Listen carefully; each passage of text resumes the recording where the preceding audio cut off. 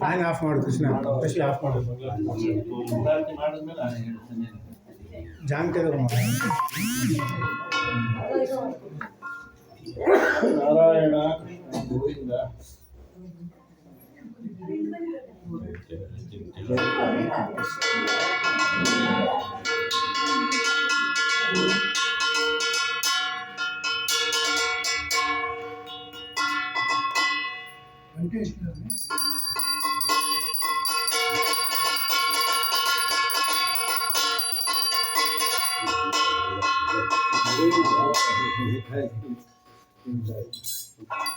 ಶ್ರೀ ಗುರುಭ್ಯೋ ನಮಃ. ಅದು ಹಲಗೆ ಆರತಿಗೆ ಅಂಟಿತ್ತು, ತೆಗೆದ ಮೇಲೆ ಸ್ವಲ್ಪ ಹಿಂಗಂದ್ರೆ ಬಿದ್ದೋಗ್ಬಿಡುತ್ತೆ. ಅಂಟಿದ್ದಾಗ ತೆಗೆದಿತ್ತು. ಹಂಚಿದ್ದೀರ ಕೊಡಿ, ಬಗ್ಬೇಕಾಗುತ್ತೆ.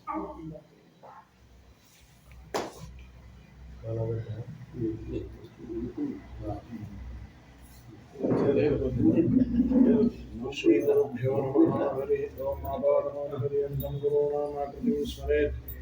ತೇನ ವಿಘ್ನಾಃ ಪ್ರಣಶ್ಯಂತಿ ಸಿದ್ಧ್ಯಂತಿ ಚ ಮನೋರಥಾಃ. ಸೃಷ್ಟಿಶ್ಚಿತ್ಯಪ್ಯಯಃ ನಿಯತಿ ತೃಷಿತಮೋ ಬದ್ಧಮೋಕ್ಷಾಶ್ಚ ಯಸ್ಮಾದಸ್ಯ ಶ್ರೀ ಬ್ರಹ್ಮರುದ್ರ ಪ್ರವೃತ್ತಿ ಸುರ ನರದ್ವೇಷ ಶತ್ರುತ್ಮಕಸ್ಯ ವಿಷ್ಣೋರ್ವ್ಯಸ್ತಾಃ ಸಮಸ್ತಾಃ ಸಕಲಗುಣನಿಧಿಃ ಸರ್ವದೋಷೋ ವ್ಯಪೇತಃ ಪೂರ್ಣಾನಂದ ಮೇಯೋ ಯೋ ಗುರುಡಪಿ ಪರಮಶ್ಚಿಂತಯೇತಂ ಮಹಾಂತಂ ಜನ್ಮಾದ್ಯಸ್ಯ ತೋನ್ಮಯಾತಿ ತರತಶ್ಚಾರ್ಥೇ ಸುವಿಘ್ನಸ್ವರಾಟ್.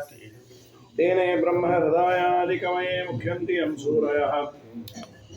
ತೇಜೋ ವಾರಿಮೃದಾಂ ಯಥಾ ವಿನಿಮಯೋ ಯತ್ರ ತ್ರಿಸರ್ಗೋ ಮೃಷಾ ಧಾಮ್ನಾ ಸ್ವೇನ ಸದಾ ನಿರಸ್ಯಕುಹಕಂ ಸತ್ಯಂ ಪರಂ ಧೀಮಹಿ ಅಭ್ರಮಂ ಭಂಗರಹಿತಂ ಅಜಡಂ ವಿಮಲಂ ಸದಾ ಆನಂದತೀರ್ಥಮತುಲಂ ಭಜೆ ತಾಪತ್ರಯಾಪಹಂ.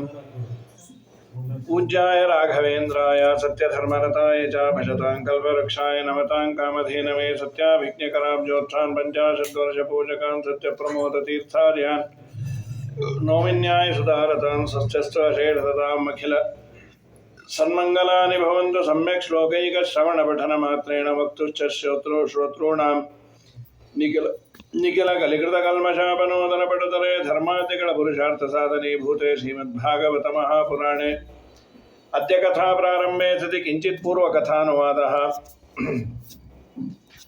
ವೈರಾಗ್ಯವನ್ನು ಸಂಪಾದನೆ ಮಾಡಲಿ, ವೈರಾಗ್ಯ ಬರಲಿ ಅನ್ನೋ ದೃಷ್ಟಿಯಿಂದ ಭಗವಂತ ನಮ್ಮ ಜೀವನದ ನಾನಾ ಹಂತಗಳನ್ನು ವರ್ಣನೆ ಮಾಡಿ ಮೊದಲು ಜೀವನದಲ್ಲಿ ಬದುಕಿನಿಂದ ಮರಣದವರೆಗೂ ಇರುವ ಸಮಸ್ಯೆಗಳು, ಯಮದೂತವು ತದಾ ಪ್ರಾಪ್ತವು, ಯಮದೂತರು ಇವನ ಆಯುಷ್ಯ ಮುಗಿದಾಗ ಬರ್ತಾರೆ, ತುಂಬ ಭಯಾನಕವಾದ ರೂಪ ತೋರಿಸ್ತಾರೆ. ಪುಣ್ಯವಂತರಾಗಿದ್ದರೆ ಯೋಗ್ಯ ರೂಪವನ್ನು ತೋರಿಸ್ತಾರಂತೆ. ನಮ್ಮ ಪಾಪದ ಮೇಲೆ ಅವರ ಮೇಕಪ್ ವ್ಯತ್ಯಾಸ ಆಗ್ತಾ ಹೋಗುತ್ತೆ. ಅವರನ್ನು ನೋಡಿ ಭಯ ಆಗಿ ದೇಹದಿಂದಂತೂ ಅನಿವಾರ್ಯವಾಗಿ ಬರಬೇಕು. ದಾರಿಯಲ್ಲಿ ತುಂಬ ಶ್ರಮ ಕೊಟ್ಟು ಎಳೆದುಕೊಂಡು ಹೋಗ್ತಾರೆ. ಅಲ್ಲೇ ಬಿದ್ದು ಎದ್ದು ಮೂರ್ಛೆಗೊಂಡು ತ್ರಿಭಿರ್ಮುಹೂರ್ತೈರ್ವಾಭ್ಯಾಮ ನೀತಃ ಪ್ರಾಪ್ನೋತಿ. 2 ಅಥವಾ 3 ಮುಹೂರ್ತ ಕಾಲ, ಒಂದು ಮುಹೂರ್ತ ಅಂದರೆ 48 ನಿಮಿಷ. ಇಲ್ಲಿಂದ ಯಮಧರ್ಮರಾಜನ ಮನೆಗೆ 2 ಅಥವಾ 3 ಮುಹೂರ್ತದಲ್ಲಿ ಫಸ್ಟ್ ಟೈಮ್ ಕರ್ಕೊಂಡು ಹೋಗ್ತಾರೆ. ಹೋದವನು ಇವನನ್ನೇ ಎಳ್ಕೊಂಬರ್ಬೇಕಾ ಅನ್ನೋದು ಕನ್ಫರ್ಮ್ ಆದರೆ ಮತ್ತೆ ಬಿಟ್ಬಿಡ್ತಾರೆ. ಆಮೇಲೆ ಹೋಗ್ಲಿಕ್ಕೆ 1 ವರ್ಷ ಬೇಕು. ನಿಧಾನಕ್ಕೆ ಮೆರವಣಿಗೆ ಮಾಡಿ ದಿನ 247 ಯೋಜನ, ಸುಮಾರು 1500, 1200, 1300 ಕಿಲೋಮೀಟ್ರ್ ನಡೆದುಕೊಂಡು ಹೋಗಬೇಕು. ದಾರಿಯಲ್ಲಿ ನಾನಾ ತರಹದ ಕ್ಲೇಶಗಳು. ಅಲ್ಲಿ ಯಮಧರ್ಮರಾಜನ ಮನೆಗೆ ಹೋದ ಮೇಲೆ ಏನು ತಂದೆ ಅಂತ ಕೇಳ್ತಾರೆ. ಏನು ತರೋದು, ಏನು ತರಬೇಕಾಗಿತ್ತು? ಪುಣ್ಯ ಅದು ಮಾಡೇ ಇಲ್ಲ ಅಂದರು. ಪಾಪ ಅದು ತರೋಷ್ಟು ಪುಟ್ಟದಲ್ಲ, ಎಲ್ಲ ಬುಕ್ ಮಾಡಿ ಏನೇ ಬರುತ್ತೆ ಅಂತ. ಕುಶಲೇತರ ಪಾಥೇಯ. ಕುಶಲ ಅಂದರೆ ಪುಣ್ಯ, ಅದರಿಂದ ಈ ಥರ ಭಿನ್ನವಾದದ್ದು. ಪಾಪಗಳೇ ನಮ್ಮ ಪಾಥೇಯ. ಪಾಥೇಯ ಅಂದರೆ ಬುತ್ತಿ, ತೆಗೆದುಕೊಂಡು ಹೋಗುವಂಥದ್ದು.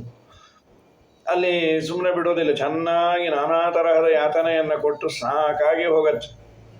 ಆಮೇಲೆ ಪುನಃ ತಾಯಿಯ ಗರ್ಭಕ್ಕೆ, ಅದು ಎಷ್ಟೋ 1-2 ವರ್ಷ ಅಲ್ಲ, ಲಕ್ಷ ವರ್ಷ ಅಂತ ಹೇಳ್ತಾರೆ. ಅದಾದ ನಂತರದಲ್ಲಿ ಕೀಟ ಮೃಗ ಪಶು ಪಕ್ಷಿ ಎಲ್ಲ ಆಗಿ ಹುಟ್ಟಿ ಕಡೆಗೆ ಪುನಃ ಮನುಷ್ಯ ಜನ್ಮದಲ್ಲಿ ತಾಯಿಯ ಗರ್ಭಕ್ಕೆ ಬರೋದು. ಗರ್ಭದಲ್ಲಿ ಏನೇನು ಸಮಸ್ಯೆ ಅನ್ನೋದನ್ನ ಹೇಳ್ತಾರೆ. ಕಲಲಂ ಏಕರಾತ್ರೇಣ ಪಂಚರಾತ್ರೇಣ ಉದ್ಭುತಂ ದಶಾಹೇನ ತು ಕರ್ಕಂದೋಪೇಶಂಡಮ್ಮ ತತಃಪರಂ. ಜೀವನ ಉತ್ಪತ್ತಿ ಅಂತಿಲ್ಲ, ದೇಹದ ಉತ್ಪತ್ತಿ ಆಗೋದು ತಾಯಿಯ ಗರ್ಭದಲ್ಲಿ. ತಂದೆ ತಾಯಿ ತಿಂದ ಅನ್ನದಿಂದ ಉತ್ಪತ್ತಿ ಆಗೋದು. ಜೀವನನ್ನ ದೇವರು ಅಲ್ಲಿ ಇಡ್ತಾನಷ್ಟೇ, ಅಭಿವ್ಯಕ್ತ ಆಗೋದು. ಮೊದಲನೇ ತಿಂಗಳಿಗೆ ತಲೆ, ಎರಡನೇ ತಿಂಗಳಿಗೆ ಹೊರಗಿನ ಅವಯವಗಳೆಲ್ಲ ಆಗತ್ತೆ. ಈ ಭಾಗವತದ ಪ್ರಕಾರ ಆಚಾರ್ಯರು ಒಂದು ಮಾತು ಹೇಳ್ತಾರೆ, ಇಲ್ಲಿ ಒಂದು ಕ್ರಮದಲ್ಲಿ ಗರ್ಭದ ಡೆವಲಪ್ಮೆಂಟ್ ಹೇಳಿದೆ. ಬೇರೆ ಪುರಾಣಗಳಲ್ಲೋ ಬೇರೆ ಕಡೆ ಏನಾದರೂ ಬೇರೆ ಥರ ಹೇಳಿದ್ರೆ ಇದಲ್ಲ ಇದೇ ಸರಿ ಅಂತ ವಾದ ಮಾಡ್ಲಿಕ್ಕೆ ಹೋಗಬೇಡಿ, ಬೇರೆ ಬೇರೆ ಥರವೂ ಆಗ್ಬೋದು ಅಂತ. ಇಲ್ಲಿ ಹೇಳಿರುವ ಒಂದು ಕ್ರಮ ಏನು ಅಂದರೆ, ಶುಕ್ರಶೋಣಿತ ಸಂಬಂಧದಿಂದ ಒಂದು 10 ದಿವಸಕ್ಕೆ ಆ ಗರ್ಭಾಶಯ ಒಂದು ಕೋಳಿ ಮೊಟ್ಟೆ ಆಕಾರ ಬರುತ್ತೆ. ಆದಮೇಲೆ ಮಾಸೇನತು ಶಿರಹ, ಮೊದಲನೇ ತಿಂಗಳಿಗೆ ತಲೆ, ಎರಡನೇ ತಿಂಗಳಿಗೆ ಹೊರಗಿನ ಅವಯವ, ಮೂರನೇ ತಿಂಗಳಿಗೆ ಲಿಂಗಛಿದ್ರ ಗಂಡೋ ಹೆಣ್ಣೋ, ನಾಲ್ಕನೇ ತಿಂಗಳಿಗೆ ಸಪ್ತ ಧಾತುಗಳನ್ನು ತುಂಬ್ತಾನೆ, ಐದನೇ ತಿಂಗಳಿಗೆ ಹಸಿವು ನೀರಡಿಕೆ. 5 ತಿಂಗಳವರೆಗೂ ಹಸಿವೇನಾಗೋದಿಲ್ಲ ಗರ್ಭದಲ್ಲಿರುವ ಮಗುವಿಗೆ. 5ನೇ ತಿಂಗಳಿಂದ ಹಸಿವು ನೀರಡಿಕೆ ಪ್ರಾರಂಭ. ಆದಮೇಲೆ 6ನೇ ತಿಂಗಳಿಗೆ ಇದನ್ನು ಹಾಕಿ ಕಟ್ಟಿಟ್ಬಿಡ್ತಾನೆ. ಕೈ ಆಡಿಸೋವಾಗಿಲ್ಲ, ಹೀಗೆ ಕೂತಿರೋದು. ಸ್ಕ್ಯಾನಿಂಗ್ ನೋಡ್ತೀವಲ್ಲ, ಈ ಸ್ಕ್ಯಾನಿಂಗ್ ಮುಂಚೆ ಇಲ್ಲಿ ಹೇಗಿರುತ್ತೆ ಅನ್ನೋದು ಹೇಳಿದ್ದಾರೆ, ಹಾಗೇ ಇರೋದು ಸ್ಕ್ಯಾನಿಂಗ್ ಅಲ್ಲಿ ಸದ್ಯ. ಯಾಕೆಂದರೆ ಇಲ್ಲಾಂದ್ರೆ ಭಾಗವತ ಸುಳ್ಳು ಅಂತ ಆಗಿಬಿಟ್ಟಿರೋದು. 2 ತೊಡೆಗಳು ಹೀಗೆ ಹೀಗೆ ತಲೆ ತೆಗೆಸಿರ್ತಾನೆ. ಆ ಏನು ಪೋಸ್ಚರ್ ಇದೆ ಸ್ಕ್ಯಾನಿಂಗಲ್ಲಿ ಅದನ್ನು ವೇದವ್ಯಾಸ ದೇವರು ವರ್ಣನೆ ಮಾಡಿದ್ದಾರೆ. ಕೈ ಆಡಿಸೋ ಹಾಗಿಲ್ಲ, ಕಾಲು ಆಡಿಸೋ ಹಾಗಿಲ್ಲ, ಅಲ್ಲಿ ಕೂತಿರೋದು. ಮಾತೃ ಜಗ್ದಾನ್ನ ಬಾನಾದ್ಯೈಹಿ. ಇದರ ಮೇಲೆ ಒಂದು ಬೋನಸ್ ಏನು ಅಂದರೆ, 7ನೇ ತಿಂಗಳು 100 ಜನ್ಮದಲ್ಲಿ ಆದ ಎಲ್ಲ ದುಃಖಗಳ ಸ್ಮರಣೆ. 1 ಜನ್ಮದಲ್ಲಿ ಆದ ಎಲ್ಲ ದುಃಖಗಳ ಸ್ಮರಣೆ ಇದ್ರೇ ಕಷ್ಟ. ಒಂದು 100 ಜನ್ಮದ್ದು ಸಾಕಾಗಿ ಹೋಗುತ್ತೆ. ಇಲ್ಲಿ ಒಂದು ಮಾತಿದೆ, ಹರಿಸ್ಮರಣೆಯನ್ನು ಮಾಡ್ತಾ ನಾರಾಯಣ ಕೃಷ್ಣ ಅಂತಿರ್ತಾನೆ ಅಂತ. ಮತ್ತೆ ಮಧ್ವಾಚಾರ್ಯರಂದರು, ಎಲ್ಲರಿಗೂ ಹರಿಸ್ಮರಣೆ ಬರೋದಿಲ್ಲ ಗರ್ಭದಲ್ಲಿ. ಪುಣ್ಯವಂತರಾಗಿದ್ದರೆ ನಾರಾಯಣ ಕೃಷ್ಣ ಗೋವಿಂದ ಅಂತಾರಂತೆ. ಪುಣ್ಯವಂತರ ಅಲ್ಲದೇ ಇದ್ದರೆ ಅಯ್ಯೋ ಅಮ್ಮ ಅಪ್ಪ ಇಷ್ಟೇ, ಹರಿಸ್ಮರಣೆ ಅಲ್ಲೂ ಮಾಡೋದಿಲ್ಲ. ಆದರೆ ಸಾಕಾಗಿ ಹೋಗುತ್ತೆ. ಗರ್ಭದಲ್ಲಿ ಕಷ್ಟವೇ, ವಿಧಿ ಇಲ್ಲ, ಕೂತೇ ಇರಬೇಕು. ತಾಯಿ ತಿನ್ನುವ ಅನ್ನ ಆಹಾರವೇ ಸಪ್ಲೈ ಆಗೋದು. ಸುದೈವದಿಂದ ತಾಯಿಗೆ ಒಳ್ಳೆಯ ಅನ್ನ ಆಹಾರ ಇತ್ತು ಅಂತಂದರೆ ಅದು ಹೊಕ್ಕಳ ಬಳ್ಳಿಯ ಮುಖಾಂತರ, ಬಾಯಲ್ಲಿ ಇಲ್ಲೇ ಇಲ್ಲ. ಹೊಕ್ಕಳ ಬಳ್ಳಿಯ ಅಂಬಲಿಕಲ್ ಕಾರ್ಡು ಹೊಕ್ಕಳ ಬಳ್ಳಿಯ ಮುಖಾಂತರ ತಾಯಿ ತಿಂದ ಅನ್ನವನ್ನು ಆಹಾರವನ್ನು ರಸ ಮಾಡಿ ಆ ಮಗುವಿಗೆ ಎಷ್ಟು ಬೇಕೋ ಅಷ್ಟನ್ನು ದೇವರು ಕಳಿಸ್ತಾ ಇರ್ತಾನೆ. ಒಂದು ವೇಳೆ ಈ ತಾಯಿಗೆ ಬಡತನ ಇದ್ದು ಏನೋ ತಿನ್ನಲಿಲ್ಲ ಅಂತಾದರೆ ಮಗುವಿಗೆ ತುಂಬ ಹಸಿವಂತೆ ಪಾಪ. ಅನ್ನೋದಕ್ಕೆ ಗರ್ಭಿಣಿ ಸ್ತ್ರೀಯನ್ನು ಹಸಿವಿಂದ ಬಿಡಬೇಡಿ ಅಂತ. ಬಿಡಬೇಡಿ ಇವತ್ತು ಅಡ್ಡಿ ಇಲ್ಲ, ಹಿಂದೆಲ್ಲ ಬಿಡೋದಿಲ್ಲ. 10 ಮಕ್ಕಳಿದ್ರೆ ಅನಿವಾರ್ಯವೇ. ಎಲ್ಲಿ ಬಡತನ ಮನೆಯಲ್ಲಿ ಏನು ಇರ್ತಿರ್ಲಿಲ್ಲ, ಯಾರನ್ನೂ ಹೋಗಿ ಕೇಳೋರು, ನಿಮ್ಮ ಮನೆಯಲ್ಲಿ ಎಲ್ಲ ಚೆಲ್ಲೋದನ್ನು ನನಗೆ ಕೊಡ್ರಿ ಅಂತ ಕೇಳೋರಪ್ಪ. ಏನು ಮಾಡ್ತೀನಿ, ಮಕ್ಕಳ ಸಂಖ್ಯೆ ಜಾಸ್ತಿ, ತವ್ರ ಮನೇಲಿ ಯಾರಿಲ್ಲ, ಅತ್ತೆ ಮನೇಲಿ ಎಲ್ಲಿಂದ ಇರೋದು. ಕಡೆಗೆ ಹೋಗಿ ಕೇಳೋರು, ನಿಮ್ಮ ಮನೇಲಿ ಬಿಸಾಕ್ತಿರಲ್ಲ ಅದನ್ನು ಕೊಡಿ ನಾನು ತಿಂತೇನೆ. ಉಳಿದದ್ದಾದರೂ ಗೊತ್ತಾಗೋದು ಯಾವಾಗ, ಅವ್ರ ಮನೆಯಲ್ಲೆಲ್ಲರದು ಊಟ ಆದಮೇಲೆ. ಅದಕ್ಕೆ ಅವ್ರು ಹೇಳೋರು, ರಾತ್ರಿ ನಮ್ಮ ಮನೆಯಲ್ಲಿ 11ವರೆಗೆ ಎಲ್ಲ ಮುಗಿಯತ್ತೆ, ನೀ 11:15ಗೆ ಬಾ ಅಂತ. 11:15ವರೆಗೂ ಪಾಪ ಕಾಯ್ತಾ ಕೂತಿರೋರು ಎಷ್ಟೋ ಜನ. ಏನೋ ಒಂದು ತುತ್ತು ಸಿಕ್ಕರೆ ಮಗು ಗಟ್ಟಿಮುಟ್ಟಿಯಾಗಿರತ್ತೋ ಏನೋ. ಆ ಕೊಡೋದು ಪದಾರ್ಥ ಹಳಸಿರ್ಬೋದು, ಹಾಳಾಗಿರ್ಬೋದು. ಬಿಸಿಲುಗಾಲದಲ್ಲಿ ಹಳಸೋಗತ್ತೆ. ಅವ್ರ ಮನೆ ಟೇಸ್ಟಿಗೆ ತಕ್ಕಂತೆ ಮಾಡಿಕೊಳ್ತಾರೆ, ಹುಳಿಯೋ ಖಾರವೋ. ಬೆಕ್ಕರ್ ಈಸ್ ನಾಟ್ ಎ ಚೂಸರ್. ಮಾರನೇ ದಿನ ಬಂದು ಉಪ್ಪು ಜಾಸ್ತಿ ಇತ್ತು, ಖಾರ ಜಾಸ್ತಿ ಇತ್ತು, ನಾಳೆಯಿಂದ ಬರಬೇಡ ಎತ್ತೋಗಮ್ಮ ಅಂತಾರೆ. ಒಂದು ದಿವಸದ್ದಾದರೆ ಸರಿ, ಎಷ್ಟದು 5-6 ತಿಂಗಳು ಕಮಿಟಿ ಆಗಲಿಕ್ಕೆ ಯಾರು ಇಷ್ಟಪಡ್ತಾರೆ? ಈ ಅವಸ್ಥೆಗಳು ತುಂಬ ಜನಕ್ಕಿತ್ತಂತೆ ಪಾಪ. ನಮ್ಮ ವಿಜಯರಾಯರು ಎಲ್ಲರ ರೆಪ್ರೆಸೆಂಟೇಟಿವ್ ಆಗಿ ಅವ್ರ ಹಣೆ ಬರಹವನ್ನು ಹೇಳ್ಕೊಂಡ್ರು. ಸಂಜೆ ತನಕ ಇದ್ದು ಸಣ್ಣ ಸೌಟಿನ ತುಂಬ ಗಂಜಿ ಕಾಣದೆ ಬಳಲಿದೆನೋ, ವ್ಯಂಜನ ಮೊದಲಾದ ನಾನಾ ಸುಭಕ್ಷಗಳ ಭುಂಜಿಸುವುದು ಮತ್ತೇನೋ, ನಿನ್ನ ಒಲುಮೆಯಿಂದ ನಿಖಿಳ ಜನರು ಬಂದು ಮನ್ನಿಸುವರು ಮಹಾರಾಯ ಎನ್ನ ಪುಣ್ಯಗಳಿಂದ ಈ ಪರಿಯುಂಟೇನೋ ನಿನ್ನದೇ ಸಕಲ ಸಂಪತ್ತು. ಆ ಮನೆಯಲ್ಲಿ ಸಿಗಲಿಲ್ಲ, ಇನ್ನೊಂದು ಮನೆಗೆ ಓಡು. ಇದು ರಾತ್ರಿ ಮ್ಯಾರಥಾನ್, ಒಂದು ತುತ್ತಿನ ಅನ್ನಕ್ಕಾಗಿ. ಹೀಗೆ ಪಾಪ ಎಷ್ಟೋ ಕಷ್ಟಪಟ್ಟು ತಾವು ಹೊಟ್ಟೆಗೆ ಇಲ್ಲದೇ ಇದ್ರು, ಮಗು ಗರ್ಭಿಣಿ ಆದಾಗ ಒಂದು ಕಡೆಯಲ್ಲೋ 10 ಹೆಣ್ಣು ಮಕ್ಕಳಿದ್ರು ಒಬ್ಬ ಗಂಡ ಆಗ್ತಾನೋ ಏನೋ, ನನ್ನ ವಂಶ ಮುಂದುವರಿಯತ್ತೋ ಏನೋ, ನನ್ನ ಶ್ರಾದ್ದ ಮಾಡ್ತಾನೋ ಏನೋ ಅನ್ನುವ ಆಸೆಯಿಂದ ಹಡೆದಿರ್ತಾಳೆ ಅಂತ. ಆದ ಮೇಲೆ ತಿಂಗಳು ಅದು ಬೆಳೆಯೋದು. ಇನ್ನು 9ನೇ ತಿಂಗಳು ತುಂಬಿದ ಮೇಲೆ ಹಡಿಯುವವರೆಗೂ ಭಯ. ಇವತ್ತಿನಷ್ಟು ಅನುಕೂಲ ಇರಲಿಲ್ಲ. ಸ್ಕ್ಯಾನ್ ಮಾಡಿ ಮಗು ಹೇಗಿದೆ ಏನು ಎತ್ತ, ಹಾರ್ಟ್ ಬೀಟು ಮತ್ತೊಂದು ತುಂಬ ಅಡ್ವಾನ್ಸ್ಮೆಂಟು ಚೆನ್ನಾಗಿದೆ ಇದ್ದಿದ್ರಲ್ಲಿ. ಅವತ್ತು ಏನಿಲ್ಲ, ಮಾರಿ ಆ ಮಗು ಸರಿ ಇಲ್ಲ ಅಂದರೆ ಇಡೀ ಜೀವನ ಸಮಸ್ಯೆ.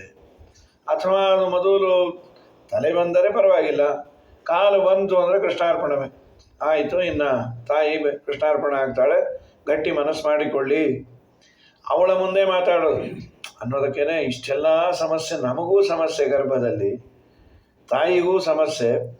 ಅದಕ್ಕೆ ಈ ಸಮಸ್ಯೆಯಿಂದ ಆಚೆ ಬರೋದು ಅಂದರೆ ಗರ್ಭದಲ್ಲಿ ನಾನು ಬಂದು ಸುಖವಾಗಿರ್ತೇನೆ ಅನ್ನೋದಕ್ಕಿಂತ ಗರ್ಭಕ್ಕೆ ಬಾರದಂತೆ ಮಾಡಿಕೊಳ್ಳಬೇಕು. ಆ ಗರ್ಭವಾಸವನ್ನು ತಪ್ಪಿಸಿಕೊಳ್ಳಬೇಕು ಅಂದರೆ ಗರ್ಭವಾಸವನ್ನೇ ಕೊಟ್ಟ ದೇವರನ್ನು ಬೇಡಬೇಕು. ಇನ್ನೊಮ್ಮೆ ನನಗೆ ಅಲ್ಲಿ ನೀನು ಹಾಕಬೇಡ. ಆ ತಾಯಿಯ ಹೆಸರಲ್ಲಿ 16 ಪಿಂಡವನ್ನೇ ಇದೆ ಇಡಿಸೋದು. ಅಮ್ಮ, ನಾನು ನಿನ್ನ ಹೊಟ್ಟೆಯಲ್ಲಿ ಬೀಳೋ ಮುಂಚೆ ಊರವ್ರ ಕೈಲೆಲ್ಲ ವಹಿಸ್ಕೊಂಡು, ಇವಳು ಮಕ್ಕಳೇ ಹಡಿಯಲ್ಲ, ಹಾಗೆ ಹೀಗೆ ಕಂಡವರು ಒಂದೊಂದು ಮಾತಾಡೋರು. ಗರ್ಭಸ್ಥೆ ಗಮನೆ ದುಃಖೆ ವಿಷಮೇ ಭೂರಿವರ್ತ್ಮನಿ ತಸ್ಯಾ ನಿಷ್ಕ್ರಮಣಾರ್ಥಾಯ ಮಾತೃಪಿಂಡಂ ದದಾಮ್ಯಹಂ.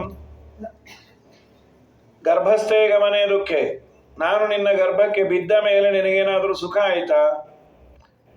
ನಾನಾ ಸರ ಸಮಸ್ಯೆ, ಬಯಕೆ, ಸಂಕಟ, ತಿನ್ನಲಿಕ್ಕಿಲ್ಲ, ಉಣ್ಲಿಕ್ಕಿಲ್ಲ.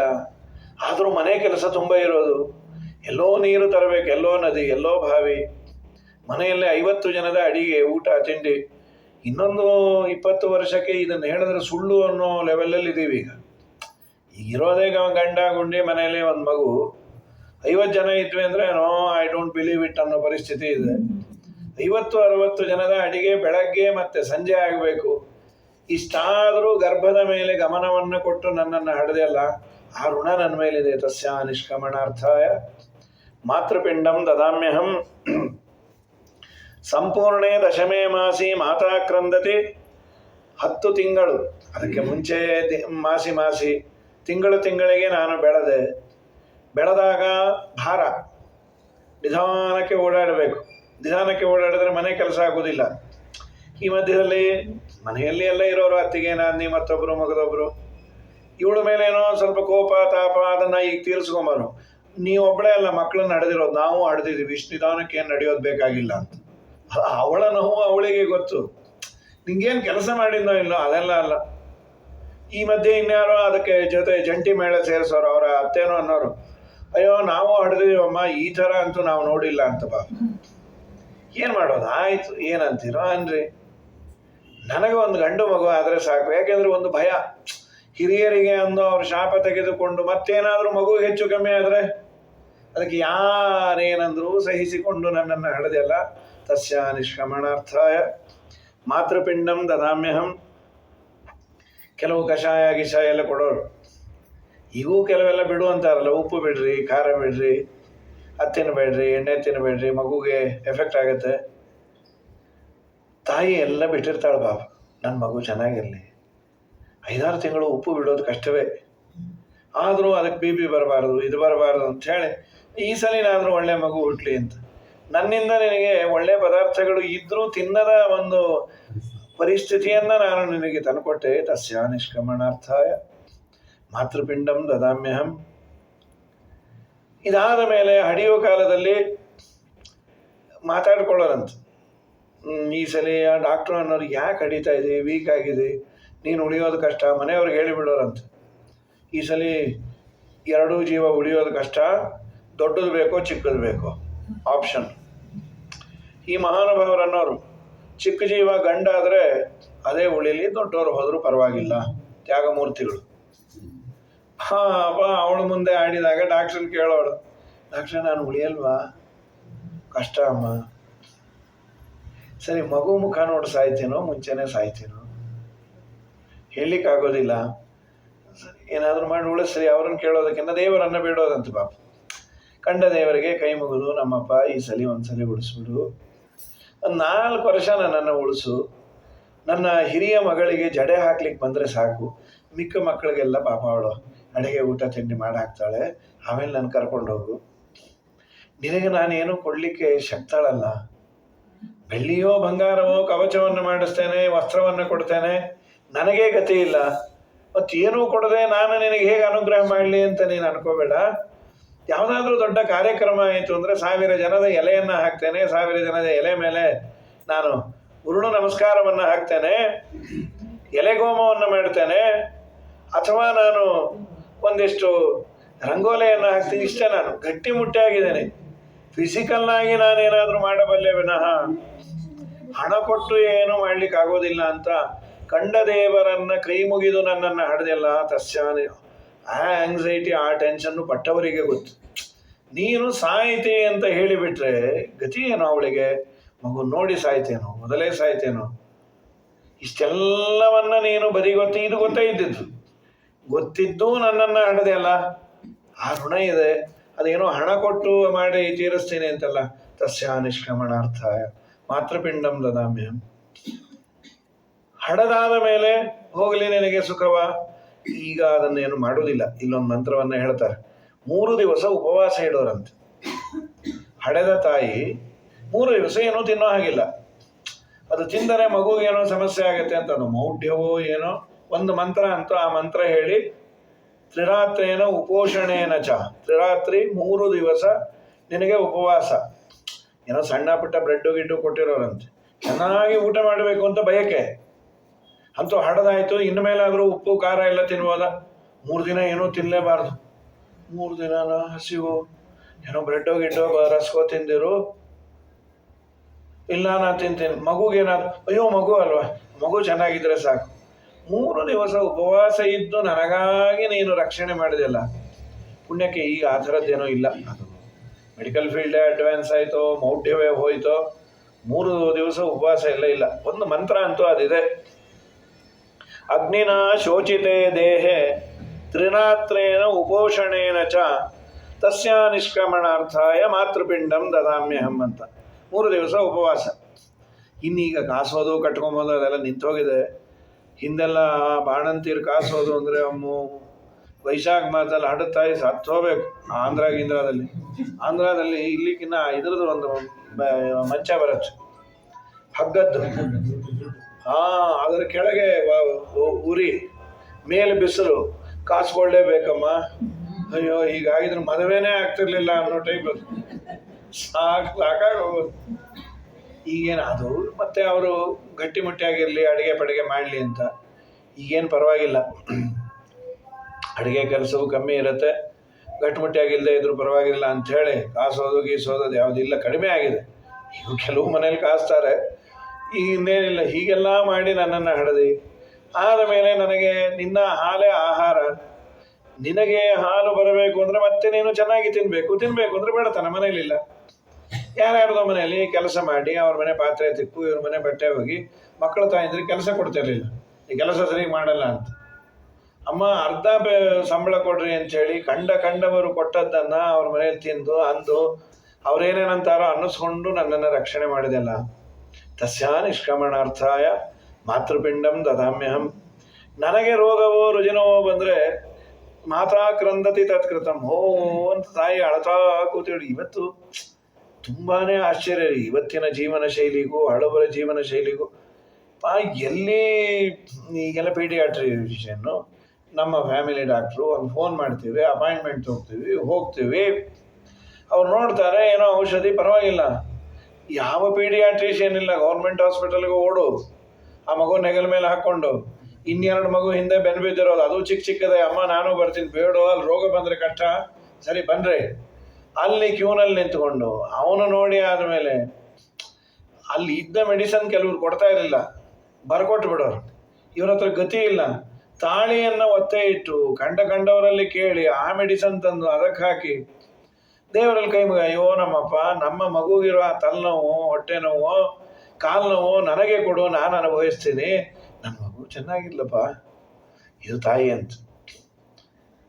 ನಮ್ಮ ಇವ್ರ ಮನೇಲಿ ಹೇಳಿದಾಗ ಮೋಹನ್ ದಾಸರದ್ದು ಹೇಳಿ ಅಂದಿದ್ರು. ಮೋಹನದಾಸರಿಗೆ ಹೀಗೆ ಆಗಿತ್ತು ಪಾಪ, ಮೈಯೆಲ್ಲ ರೋಗ. ವಿಜಯದಾಸರ ಸಾಕು ಮಗು. ಮೋಹನದಾಸರು ಗರ್ಭದಲ್ಲಿದ್ದಾಗೆ ಅವರ ಅಪ್ಪ ಸತ್ತು ಹೋದ್ರು. ಇವಳು ಕಾಲುಗುಣ ಸರಿ ಇಲ್ಲ, ಇವಳು ಕಾಲಿಟ್ಟಲ್ಲಿ ದಾರಿದ್ರ್ಯ ಅಂತ ಅವಳನ್ನು ಮನೆ ಬಿಟ್ಟು ಓಡಿಸ್ಬಿಟ್ರು. ಎಲ್ಲಿರಬೇಕು ಪಾಪ, ಗರ್ಭಿಣಿ. ಯಾವುದೋ ಪಾಳು ಪ್ರಾಣದೇವರ ದೇವಸ್ಥಾನ, ಪಾಳು ಬಿದ್ದ ದೇವಸ್ಥಾನದಲ್ಲಿ ವಾಸ ಅಂತ. ಅಲ್ಲಿ ಹಾವು ಕಚ್ಚಬಹುದು, ಚೇಳು ಕಚ್ಚಬಹುದು. ಯಾರೋ ಗರ್ಭಿಣಿ ಅಂಥೇಳಿ ಒಂಚೂರು ದುಡ್ಡು ಇದನ್ನು ಅನ್ನ ಕೊಡೋರು, ದುಡ್ಡು ಕಾಸಿಲ್ಲೇ ಇಲ್ಲ. ಹಡದಾದ ಮೇಲೆ ಆ ಮಗುವಿಗೆ ಮಿನಿಮಮ್ ಆ ಕಾಲದಲ್ಲಿ ಏನು ಮೆಡಿಸಿನ್ ಮಾಡಿಸ್ಬೇಕು ಮಾಡಿಸ್ಲಿಕ್ಕೆ ಆಗಿಲ್ಲ ಪಾಪ. ಮೈಯೆಲ್ಲ ರೋಗ, ನೋಡಲಿಕ್ಕೆ ಚೆನ್ನಾಗಿರಲಿಲ್ಲ. ಏನು ನಮ್ಮ ಜೀವನವೇ ಇಷ್ಟು ಅಂತ ಬೇಸರ ಆಗಿತ್ತು. ಈ ಪುರಂದರದಾಸರ ಆರಾಧನೆಯನ್ನು ಹಂಪೆಯಲ್ಲಿ ಚೆನ್ನಾಗಿ ಮಾಡೋರಂತ ವಿಜಯದಾಸರು. ಒಂದು ವಾರ ಮಾಡೋರು ಜ್ಞಾನಸತ್ರ. ಒಂದು ಚೇಂಜ್ ಇರುತ್ತೆ, ಹೊಟ್ಟೆ ತುಂಬ ಊಟ ಮಾಡ್ಬೋದು. ಈ ಒಂದು 20-30 ವರ್ಷದ ಕೆಳಗೆ ತುಂಬ ಜನ ಸಮಾರಾಧನೆಗೆ ಬರ್ತಾ ಇದ್ದದ್ದು ಯಾಕೆಂದ್ರೆ ಹೊಟ್ಟೆ ತುಂಬ ಊಟ ಮಾಡ್ಲಿಕ್ಕೆ ಬರೋರಂತ್ರಿ ಪಾಪ. ಮನೆಯಲ್ಲಿ ಇರ್ತಿರ್ಲಿಲ್ಲ, ಮನೆಯಲ್ಲಿ ಇಷ್ಟಿರೋದು ಚೂರು. ಸಮಾರಾಧನೆಗಳಲ್ಲಿ ಅಮ್ಮ ಹೊಟ್ಟೆ ತುಂಬ ಊಟ ಮಾಡೋದು ಅಂತ. ಈಗ ಪ್ರಾಯ ದೇವ್ರು ನೋಡಿ ಸಂಪತ್ತು ಕೊಟ್ಟ, ಹೊಟ್ಟೆ ಕಿತ್ಕೊಂಡ್ಬಿಟ್ಟ. ಯಾರು ಅಷ್ಟು ಊಟ ತಿಂಡಿ ಯಾರಿಗೂ ಮಾಡ್ಲಿಕ್ಕೆ ಆಗೋದಿಲ್ಲ. ಆದ ಹಿಂದೆ ತುಂಬ ಹಸಿವಿರೋದು ಪಾಪ. ಯಾವಾಗೋ ಅಪರೂಪಕ್ಕೆ ಜಾತ್ರೆ ಗೀತೆ ಅಂತ ಹೋದ್ರೆ ಆ ಜಾತ್ರೆ ಬಂತು, ಆರಾಧನೆ ಬಂತು, ತುಂಬ ಯಾಕೆ ಆರಾಧನೆಗೇನು ಅವ್ರು ನಮಸ್ಕಾರ ಮಾಡ್ಲಿಕ್ಕ, ಅಪ್ಪ ಒಳ್ಳೆ ಊಟ ಆದಮೇಲೆ ಅವ್ರಿಗೊಂದು ನಮಸ್ಕಾರ ಮಾಡ್ತೀನಿ, ಹೀಗೆ ನಿಮ್ಮ ಆರಾಧನೆ ದಿನ ಆಗಲಿ ಅಂತ. ಯಾಕೆಂದರೆ ಹೊಟ್ಟೆ ತುಂಬ ಅನ್ನ ತಿಂದೆ ಅಂತ. ಈಗ ಬಂದೆ ಎಲ್ಲರೂ ಅನ್ನೋರು ಆಡೋರು ಪಾಪ ದೂರದಲ್ಲಿ ಕೂತಿದ್ದು ತನ್ನ ಮಗನ ಕೂಡಿಸ್ಕೊಂಡು, ಯಾರಿಗೂ ಹಿಂಸೆ ಆಗೋದು ಬೇಡ ಅಂತ. ಅದು ಎಲೆ ಬೆಳೀತಾ ಬಂದು ಇವನೊಳಗೂ ಬಂದೇ ಬಿಡುತ್ತೆ. ಎಲ್ಲ ಬಡಿಸ್ಯಾರೆ, ಇನ್ನೇನು ಗೋವಿಂದ ಅನ್ನಬೇಕು, ಮಗು ಹೇಸಿಗೆ ಮಾಡಿಬಿಡ್ತು. ಚೆನ್ನಾಗಿ ಅಕ್ಕಪಕ್ಕ ಇದ್ದವರೆಲ್ಲ ಬೈದ್ಬಿಟ್ರು, ನಿಂಗೆ ನಾಚಿಕೆ ಆಗೋದಿಲ್ಲ, ನೀನು ನಿನ್ನ ಮಗು ಇರೋದಕ್ಕಿಂತ ಸಾಯೋದೇ ವಾಸಿ. ಯಾವ ಸಲ ಅದು ಇರೋದು ನೋಡು, ಮೈಯೆಲ್ಲ ರೋಗ, ಅಸಹ್ಯ. ಪಾಪ ತುಂಬ ನೋವಾಗ್ಬಿಡ್ತು. ಈ ಬಂದವರೆಲ್ಲ VIP ಅಲ್ಲ, ಇವ್ರ ಅಕ್ಕಂದ್ರೆ ಅವರು ಬಂದ ತಿನ್ಲಿಕ್ಕೆ ಎಲ್ಲ ಸೇರಿಸಿ ಅನ್ನೋದು. ಎಲ್ಲ ನೋಡಿದ್ರು ನೀನೇ ಇರ್ತೀಯ, ಹಾಗೆ ಸರಿ ಏನು ಮಾಡೋದು. ಅವ್ರು ಅಂದದ್ದು ಒಂದು ಮಾತು ಅನ್ನಿಸ್ತು, ನಾನು ನನ್ನ ಮಗ ಯಾರ ಸಲುವಾಗಿ ಬದುಕಿರಬೇಕು. ಜೀವನದಲ್ಲಿ ನಾವು ಚೇಂಜ್ ಆಗ್ತೀವಿ, ನಾಳೆ ದಿನ ಎಲ್ಲೋ ಕೆಲಸ ಸಿಗತ್ತೆ, ಕಾರ್ಯ ಸಿಗತ್ತೆ. ದಿನೇ ನನ್ನ ಮಗು ಡಿಟೀರಿಯರೇಟೇ ಆಗ್ತಾ ಇದೆ. ಅವರಂದ ಸರಿಯಾಗೇ ಇದೆ. ನಾಳೆ ದಿನ ಇಬ್ಬರು ಸತ್ತು ಹೋಗೋದೇ ಒಳ್ಳೆಯದು. ಸಾಯೋದು ಸಾಯುವ, ನನ್ನ ಮಗು ಮುಂದಿನ ಜನ್ಮದಲ್ಲಾದರೂ ಯಾರನ್ನ ಒಬ್ಬ ಯೋಗ್ಯರ ಮನೆಯಲ್ಲಿ ಜನ್ಮ ಬರಲಿ.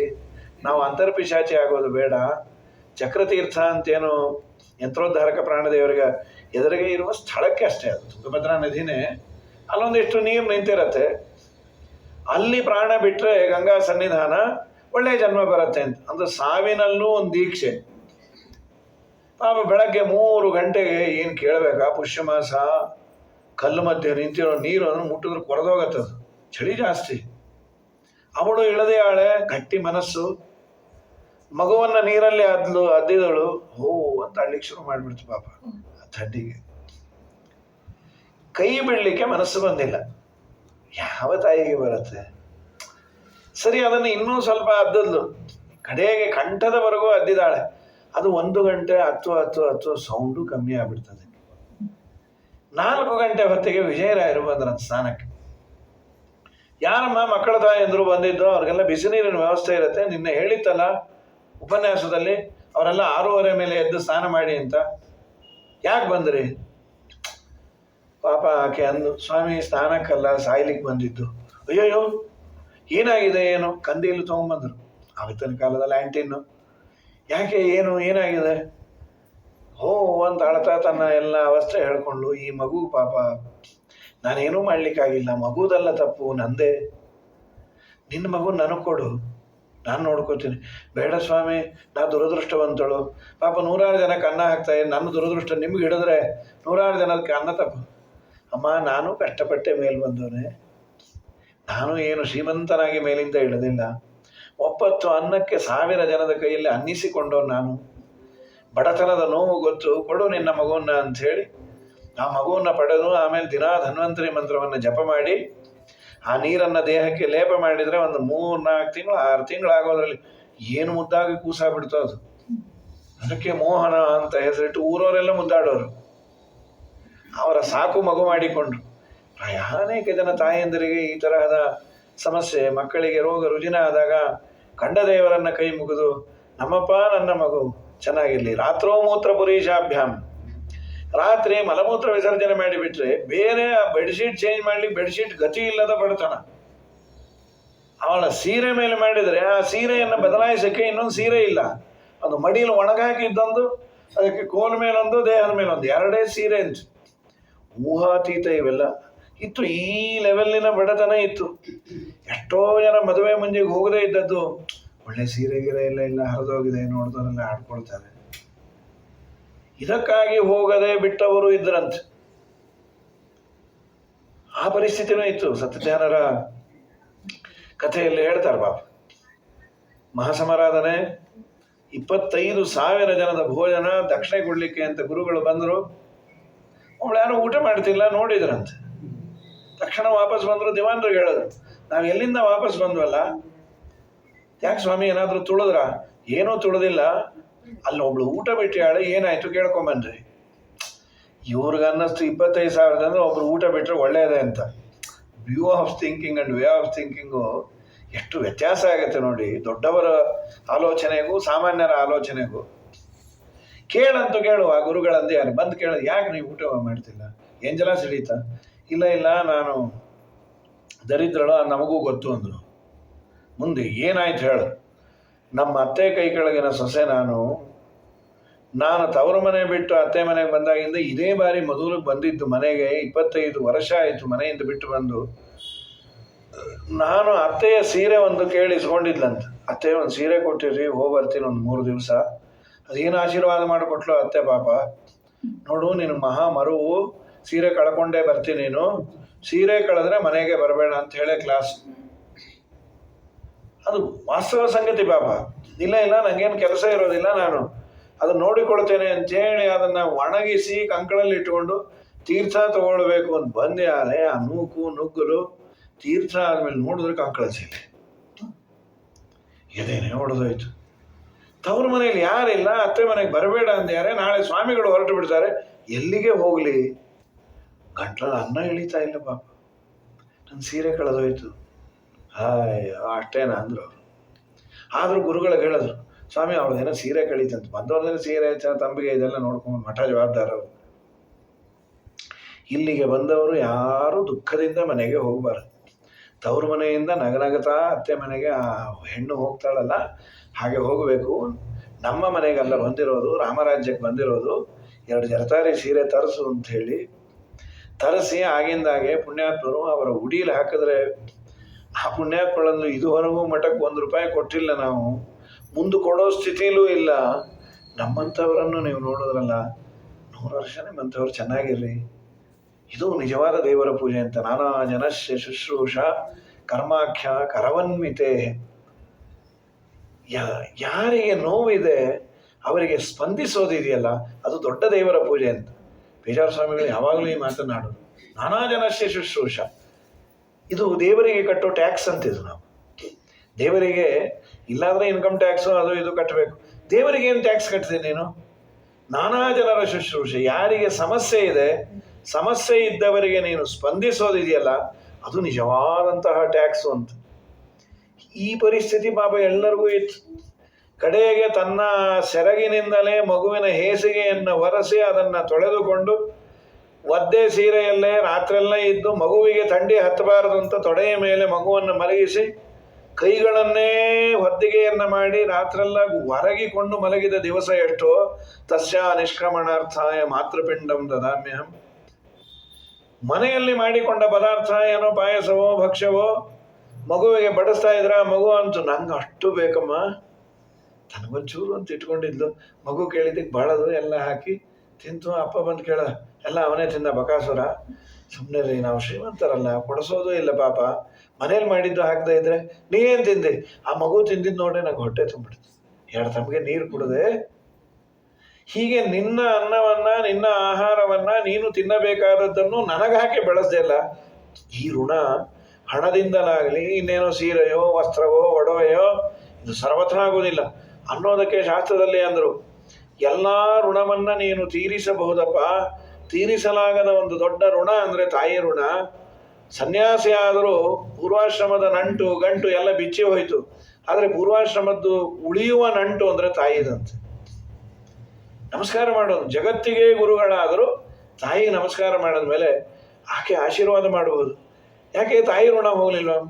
ಹೋಗೋದಿಲ್ಲಪ್ಪ. 9 ತಿಂಗಳು ಆ ಹೊಟ್ಟೆಯಲ್ಲಿ ಇಟ್ಟುಕೊಂಡು ಆಮೇಲೆ ಹಡೆದು ಆ ಮಗುವಿನ ಏಳಿಗೆಯನ್ನು ಕಡೆಗೆ ಇವನು ಕೈ ಕೊಟ್ಟು ಓಡೋದ್ರು ಆ ತಾಯಿ ಅಂತಾಳೆ, ಅವನ ಜೊತೆ ಇರೋ ಭಾಗ್ಯ ನಮಗಿಲ್ಲ, ಎಲ್ಲೋ ನಮ್ಮ ಕೂಸು ಚೆನ್ನಾಗಿರಲಿ. ತಸ್ಯ ನಿಷ್ಕ್ರಮಣಾರ್ಥಾಯ ಮಾತೃಪಿಂಡಂ ದದಾಮ್ಯಹಂ. ಸೊ ಈ ಎಲ್ಲ ಸಮಸ್ಯೆಗಳೆಲ್ಲ ಯಾತಕ್ಕೆ ಅಂದರೆ ನಾವು ಹುಟ್ಟುವುದರಿಂದ. ಎನ್ಮೇ ಗರ್ಭೇ ವಸತಃ ಅಂತ ಬಹುಮಾನ ಸೂಕ್ತದಲ್ಲಿ ಹೇಳಿದ್ರು. ನಾನು ಗರ್ಭದಲ್ಲಿ ಇದ್ದಾಗಿನಿಂದ ಪಾಪ ಮಾಡಿದೆ. ಹಾಗಾದರೆ ಪಾಪವನ್ನು ಅವಾಯ್ಡ್ ಮಾಡೋದಕ್ಕಿಂತ prevention is better than cure ಅಂತ ಗರ್ಭಕ್ಕೆ ಬಾರದಂತೆ ಮಾಡಿಕೊಳ್ಳಲಿಕ್ಕೆ ಯೋಗ್ಯವಾದ ಜನ್ಮ ಮನುಷ್ಯ ಜನ್ಮ. ಸಂಗಂ ನ ಕುರ್ಯಾತ್ ಪ್ರಮದಾಸು ಜಾತು ಯೋಗಸ್ಯ ಪಾರಂ ಪರಮಾರು ರುಕ್ಷು. ನೀನು ಅಯೋಗ್ಯರ ಸಹವಾಸವನ್ನು ಮಾಡಲೇಬೇಡ. ದೇವರನ್ನು ಪ್ರಾರ್ಥನೆ ಮಾಡಿ ಪುನಃ ನನ್ನನ್ನು ಗರ್ಭಕ್ಕೆ ಬಾರದಂತೆ ನಿನ್ನ ತತ್ವಜ್ಞಾನವನ್ನು ಕೊಟ್ಟು ಉದ್ಧಾರ ಮಾಡುವಂತ ಪ್ರಾರ್ಥನೆ ಮಾಡುವಂತ ಭಗವಂತ ಹೇಳ್ದ. ಆಮೇಲೆ ಅವಳು ದೇಹ ಬಿಟ್ಟುಬಿಟ್ಲು. ದೇವರು ಹೊರಟೋದ, ಅವಳ ದೇಹ ನದಿಯಾಗಿ ಹರಿಯಿತು ಅಂತ. ಈ ಎಲ್ಲ ಸಂವಾದ ನಡೆದದ್ದು ಮಾತೃಗಯಾದಲ್ಲಿ, ಸಿದ್ಧಪುರದಲ್ಲಿ. ಈ ಕಪಿಲನಿಗೂ ಹಾಗೂ ತಾಯಿಗೂ ನಡೆದಂತಹ ಸಂವಾದ ಇಷ್ಟು ಹೇಳಿ ಆದಮೇಲೆ ಮುಂದೆ ಮತ್ತೆ 4ನೇ ಸ್ಕಂದದಲ್ಲಿ ಈ ಹೆಣ್ಣಿನ ವಂಶದ್ದು ಚೂರು ಹೇಳ್ತಾರೆ. ಪ್ರಸೂತಿ ಅನ್ನೋಳು ಆಕೂತಿ, ದೇವಭೂತಿ, ಪ್ರಸೂತಿ. ಪ್ರಸೂತಿಗೆ 16 ಜನ ಹೆಣ್ಣು ಮಕ್ಕಳು. ಕಡೆಯವಳೆ ಸತೀದೇವಿ, ರುದ್ರದೇವರ ಹೆಂಡತಿ. ಅವಳಿಗೆ ಮಕ್ಕಳಾಗಲಿಲ್ಲ ಅಂತ ಕೇಳಿದ್ರು. ಭವೇಶೀಲವತಾಂ ಶ್ರೇಷ್ಠೆ ದಕ್ಷೋ ದುಹಿತೃವತ್ಸಲೆ ವಿದ್ವೇಷಂ ಅಕರೋತ್ಕಸ್ಮಾತ್ ಅನಾದೃತ್ಯ ಆತ್ಮಜಾಂ ಸತೀಂ. ಮಹಾರುದ್ರದೇವರು ಬಹಳ ದೊಡ್ಡವರು, ಅವರಲ್ಲಿ ದ್ವೇಷವನ್ನು ಮಾಡಿದ ಮಾವ ಅಂತೀರಿ, ಯಾಕೆ ಏನು? ಅದು ಮಗಳು ಸಾಯುವಂತಹ ದ್ವೇಷವ? ಏನಾಯ್ತು ಹೇಳಿ ಅಂತ. ಈ ದಕ್ಷ ಪ್ರಜಾಪತಿ ಬ್ರಹ್ಮದೇವರ ಮಗ, ಅವನಿಗೊಂದು ಪೋಸ್ಟ್ ಬಂತು, ಪ್ರಜಾಪತಿ ಅಂತ, ಎಲ್ಲ ಋಷಿಗಳ ಮೇಲೆ ಕ್ಯಾಪ್ಟನ್. ಸ್ವಲ್ಪ ಅಹಂಕಾರವೂ ಬಂದಿತ್ತು. ಎಲ್ಲ ಋಷಿಗಳು ಸೇರಿ ಒಂದು ಯಜ್ಞವನ್ನು ಇಟ್ಟುಕೊಂಡಾಗ ಎಲ್ಲರೂ ಬಂದಿದ್ರು. ಕಡೆಯಲ್ಲಿ ದಕ್ಷ ಬಂದ. ಎಲ್ಲ ಎದ್ದು ನಿಂತು ಗೌರವ ಕೊಟ್ಟರು. ಅಲ್ಲಿ ಕೂತೋರು ಇಬ್ಬರೇ, ಒಂದು ಬ್ರಹ್ಮದೇವರು, ಇನ್ನೊಂದು ರುದ್ರದೇವರು. ಬ್ರಹ್ಮದೇವರು ಹೇಳೋ ಪ್ರಶ್ನೆನೇ ಇಲ್ಲ, ಮಗ ಬಂದ. ಆದರೆ ರುದ್ರದೇವರು ತಾರತಮ್ಯದಲ್ಲಿ ತುಂಬ ದೊಡ್ಡವರು. ರುದ್ರದೇವರು 5, ಇವನು ದಕ್ಷ 10, ಡಬಲ್. ಅದು 10 ಅಂದರೆ ಕಡಿಮೆ, 10 ಅಂದರೆ ಜಾಸ್ತಿ ಅಂತಲ್ಲ. ಮತ್ತು ತಾರತಮ್ಯದಲ್ಲಿ ಗೊತ್ತು ನಿಮಗೆಲ್ಲ. ಕೆಲವೆಲ್ಲ ಜಾಸ್ತಿ ಏನು ತಗೋಬಾರ್ದು. ನಿಮ್ಗೆ ಎಷ್ಟನೇ ಸೀಟ್ ಕೊಟ್ಟಿದ್ದಾರೆ? 2, 3, 4 ಎಲ್ಲ ಖಾಲಿ ಇತ್ತು. ಬಸ್ಸಲ್ಲಿ 50ನೇ ತೊಗೊಂಬಿಟ್ಟೆ ಅಂದರೆ ನಿಂತಲೇ ಬಸ್ ಆಚೆ ಕೂತಿರ್ತೀವಿ. ಅದು ಎಲ್ಲ ಕಡೆ ಜಾಸ್ತಿ ತಗೋಬಾರ್ದು. ದಕ್ಷಿಣೆ 50 ತಗೋ, ಸೀಟು 50 ತಗೋಬೇಡ. ಹೀಗಾಗಿ ಸರಿ, ಇವನಿಗೇನಾಯಿತು, ರುದ್ರದೇವರು ಎದ್ದು ನಿಲ್ಲಿಲ್ಲ. ಕೋಡ್ ಆಫ್ ಕಾಂಡಕ್ಟು ಮಾವ ಬಂದಾಗ ಹೇಳಬೇಕಾಗಿತ್ತೋ ಏನೋ, ಎದ್ದಿಲ್ಲ. ತಕ್ಷಣ ಅವನು ಕೋಪದಿಂದ ಎಲ್ಲ ಸಭ್ಯರು ಇಲ್ಲಿ ನೋಡ್ರಿ, ಏಷಮೇ ಶಿಷ್ಯತಾಂ ಪ್ರಾಪ್ತಃ, ಇವನು ನನ್ನ ಶಿಷ್ಯ, ನೀನು ಯಾವಾಗ ಪಾಠ ಹೇಳಿದೆ ಅಂದರು. ಪಾಠ ಹೇಳಿದ್ರೆ ಮಾತ್ರ ಅಲ್ಲ, ಮಗಳನ್ನು ಕೊಟ್ಟಿದ್ದೀನಿ, ಮಗಳನ್ನು ಕೊಟ್ಟ ಮೇಲೆ ಮಾವ ಗುರುನೇ. ಪಾಣಿಂ ವಿಪ್ರಾಗ್ನಿ ಮುಖತಃ, ನಾನು ಮದುವೆಯನ್ನು ಸರಿಯಾಗಿ ಮಾಡಿಕೊಟ್ಟೇನೆ ಅಗ್ನಿ ಸಾಕ್ಷಿಯಾಗಿ. ವಿಪ್ರ ಅಗ್ನಿ ಮುಖತಃ, ಬ್ರಾಹ್ಮಣರು ಆಶೀರ್ವಾದ ಮಾಡ್ಯಾರೆ, ಅಗ್ನಿ ಸಾಕ್ಷಿಯಾಗಿ ಮಾಡಿ. ಅಲ್ಲಿ ಬಂದ ಆಚಾರ್ಯನ ಕೇಳಿದ್ರು, ಏನಪ್ಪ ನೀವೆಲ್ಲ ಬಂದಿದ್ರೋ ಇಲ್ಲೋ? ಅವ್ರ ಬ್ಯಾಗ್ ತೆಗೆದು ತೋರಿಸಿದ್ರು, ನಿಮ್ಮ ಮಗಳ ಮದುವೆ ಇದೆ ತಂದಿದ್ದೀವಿ ನೋಡು ಅಂತ. ಅಂಥದ್ದು ನಾನು ಬಂದಾಗ ಪ್ರತ್ಯುತ್ಥಾನಾಭಿವಾದಾರ್ಹೇ ವಾಚಾಪ್ಯಕೃತನೋಚಿತನ್, ಎದ್ದು ನಿಂತ ನಮಸ್ಕಾರ ಮಾಡಬೇಕು. ಏನೋ ಕಾಲು ನೋವೋ ಕೈ ನೋವೋ ಇರಲಿ, ಮಾತಿಗಾದರೂ ಮಾವ ಏನು ಯಾವಾಗ ಬಂದ್ರಿ ಅನ್ನೋ ಮಾತಿಲ್ಲ. ಇವನು ಮೊದಲಿಂದ ಇವನು ಹೀಗೆ, ಇವನು ಸರಿಯೇ ಇಲ್ಲ, ಹಾಗೆ ಸಿಕ್ಕಾಬಟ್ಟೆ ಬೈದ. ಕಡೆಗೆ ಮಗಳನ್ನ ಯಾಕೆ ಕೊಟ್ಟು, ಸರಿ ಇಲ್ಲ ಅಂತ 108 ಸಲ ಅನ್ನೋದ್ರ ಬದಲು ಮಗಳನ್ನ ಯಾಕೆ ಕೊಟ್ಟು? ನಮ್ಮಪ್ಪ ಹೇಳಿದ್ರು ಬ್ರಹ್ಮದೇವರು. ಆಗ ಹೇಳಬೇಕಾಗಿತ್ತು, ಹುಡುಗ ಸರಿ ಇಲ್ಲ, ಮನೆ ನೋಡಲಿಕ್ಕೆ ಇಲ್ಲೇ ಇಲ್ಲ, ಸ್ಮಶಾನ ಮನೆ. ಹೋಗಲಿ, ರೂಪ ಏನೋ ಸ್ಟೈಲ್ ಆಗಿದ್ದಾನೆ ಅಂದರೆ ಅದಿಲ್ಲ, ಜಟೆ ಕಟ್ಟಿರೋ ಕೂದಲು. ಹೋಗಲಿ, ಅವನು ಬಂಧು ಬಳಗ ನೆಟ್ಟಗಿದ್ದಾರೆ ಅಂದರೆ ಎಲ್ಲ ಭೂತ ಪ್ರೇತ ಪಿಶಾಚಿನ. ಯಾವ ಆ್ಯಂಗಲಲ್ಲೂ ಸರಿ ಇಲ್ಲ. ಮತ್ತೆ ಯಾಕೆ ಕೊಟ್ಟು? ನಮ್ಮಪ್ಪ ಹೇಳಿದ್ರು. ನಿಮ್ಮಪ್ಪಂಗೆ ಹೇಳಬೇಕಾಗಿತ್ತು. ನಾ ಬ್ರಹ್ಮದೇವ್ರಿಗೆ ಹೇಳಿದೆ, ಅಪ್ಪ ಏನು ಹುಡುಗ ಹುಚ್ಚುಚ್ಚಾಗಿದ್ದಾನೆ. ಬ್ರಹ್ಮದೇವರು ಅಂದರು, ಮೊದಲು ಮದುವೆ ಮುಂಚೆ ಕೆಲವರು ಹುಚ್ಚುಚ್ಚಾಗಿರ್ತಾರೆ, ಆಮೇಲೆ ಟಿಪ್ ಟಾಪ್ ಆಗ್ಬಿಡ್ತಾರೆ. ಹಾಗೂ ಇದೆ. ಇವಾಗ ಮದುವೆ ಮುಂಚೆ ಏನದು 4 ಜನದ ಅಕ್ಷತೆ ಒಬ್ಬರೇ ಹಚ್ಕೋತಾ ಇರ್ತಾರೆ. ಆಮೇಲೆ ಉದ್ಯಾಪನೆ ಮಾಡಿಬಿಟ್ರು ಅಂದ್ರೆ ಗೋವಿಂದ ರಾಯರ ಮಠದ ರಸ್ತೆಗೆ ಬರೋದಿಲ್ಲ. ಯಾಕೆಂದ್ರೆ ಧರ್ಮೇ ಚ ಅರ್ಥೇ ಚ ಕಾಮೇ ಚ ನಾತಿ ಚರಾಮಿ ಅಂತ ನಮ್ಮ ಮಿಸಸ್ಗೆ ಮಾತು ಕೊಟ್ಟೇನೆ ಅಂಥೇಳಿ. ಇವನು ಮದುವೆ ಆದಮೇಲೂ ಇದೇ ಹುಚ್ಚು ಬಡಕ. ಆದ್ರಿಂದ ಇವನಿಗೆ ನಾಳೆಯಿಂದ ಯಜ್ಞದಲ್ಲಿ ಆಹುತಿ ಇಲ್ಲ, ಶಾಪ ಕೊಟ್ಟುಬಿಟ್ಟು. ಸರಿ, ಇಷ್ಟಾದ ಮೇಲೆ ನಂದೀಶ್ವರ ಶಾಪ ಕೊಟ್ಟ. ಅಲ್ಲಿ ರುದ್ರದೇವರೇನು ಮಾತಾಡಿಲ್ಲ. ನಂದೀಶ್ವರ ಬ್ರಾಹ್ಮಣರೆಲ್ಲ ಒನ್ಸ್ ಮೋರ್ ಅಂದರು, ಅವರಿಗೆಲ್ಲ ಶಾಪ ಕೊಟ್ಟ, ನೀವೆಲ್ಲ ಹೊಡೆದಾಡ್ಸಾಯಿರಿ ಅಂತ, ಐಕ್ಯಮತ್ಯ ಬೇಡ ಅಂತ. ಯದ್ಯಪಿ ಅದು ಹತ್ತಿಲ್ಲಂತೆ ಶಾಪ ಹತ್ತದೇನೆ ಇಷ್ಟು ಐಕ್ಯಮತ್ಯ ನಮಗೆ. ಇನ್ನು ಶಾಪ ಹತ್ತಿದ್ರೆ ಗತಿ ಏನು? ಆಚಾರ್ಯರು ತಾತ್ಪರ್ಯದಲ್ಲಿ ಹೇಳ್ತಾರೆ, ಜ್ಞಾನ ಎಲ್ಲ ನಾಶ ಆಗಲಿ ಅಂತ ಒಂದು ಮಾತಿದೆ. ಜ್ಞಾನ ಅಪರೋಕ್ಷ ಜ್ಞಾನ, ಅದೆಲ್ಲ ಅಪರೋಕ್ಷ ಜ್ಞಾನ ಸಾಧನವಾದ ಜ್ಞಾನ. ಎಲ್ಲೋ ಯಾರೋ ಜಗಳ ಆಡಿದ್ರೆ ಅದೆಲ್ಲ ನಾಶ ಆಗುವುದಿಲ್ಲ ಅಂತ ಆಚಾರ್ಯರಂತಾರೆ. ಅಂತೂ ಇಷ್ಟೆಲ್ಲ ಆದ ಮೇಲೆ ತನ್ನ ಮನೆಯಲ್ಲೇ ಯಜ್ಞ ಇಟ್ಕೊಂಡು ಎಲ್ಲರಿಗೂ ಇನ್ವಿಟೇಷನ್ ಹೋಗಿದೆ. ರುದ್ರದೇವರು ಸತೀದೇವಿಗೆ ಹೋಗಿಲ್ಲ. ಎಲ್ಲ ಇವ್ರ ಮನೆ ಮುಂದೆ ಹೋಗ್ಬೇಕಾದ್ರೆ ಸತೀನ್ ಕೇಳಿದ್ರು, ನೀ ಯಾಕೆ ಬಂದಿಲ್ಲ, ನೀ ಯಾಕೆ ಹೊಂಟಿಲ್ಲ? ನಿಮ್ಮ ಅಮ್ಮನ ಮನೆಯಲ್ಲಿ ಫಂಕ್ಷನ್ನು. ಪಾಪ ಗೊತ್ತೇ ಇಲ್ಲ, ಈ ಅಮ್ಮನ ಮನೇಲಿ ಬಿಟ್ಕೊಡ್ತಾರೆ ರೀ. ಇಲ್ಲ ಬರ್ತೀನಿ, ಒಂಚೂರು ಅವಲಕ್ಕಿ ಉಂಡೆ ಕಟ್ಕೋಬೇಕು. ತಕ್ಷಣ ಬಂದು ರುದ್ರದೇವರ ಹತ್ರ ಅಂದರು, ಸ್ವಾಮಿ ಪ್ರಜಾಪತೇಸ್ತೆ ಶಶುರಸ್ಯ ಸಂಪ್ರತಂ ನಿರ್ಯಾಪಿತೋ ಯಜ್ಞ ಮಹೋತ್ಸವ ಕಿಲ ವಯಂಚ ತತ್ರಾಭಿಸರಾಮ ವಾಮತೆ ಯದ್ಯರ್ಥಿತಾಮಿ ವಿಬುಧಾ ವ್ರಜಂತಿ. ನಿಮ್ಮ ಮಾವನ ಮನೇಲಿ ಫಂಕ್ಷನ್, ನಾವು ಹೋಗೋಣವಾ? ಈ ದೇವತೆಗಳೆಲ್ಲ ಹೊರಟಿರೋದು ಅದಕ್ಕೆ. ರುದ್ರದೇವರಂದ್ರು, ನಿಮ್ಮ ಅಪ್ಪ ಕರೆದೇ ಇಲ್ಲ. ನೀವು ಮೊನ್ನೆ ಪುರಾಣದಲ್ಲಿ ಹೇಳಿದ್ರೆ 3 ಕಡೆ ಕರೀದೇನೋ ಹೋಗ್ಬೋದು ಅಂತ. ಕಥಂ ಸ್ವತಾಯ ಪಿತೃಗೇಹ ಕೌತುಕಂ ನಿಶಮ್ಯ ದೇಹ ಸುರವರಿಯನೆಂಗತೆ.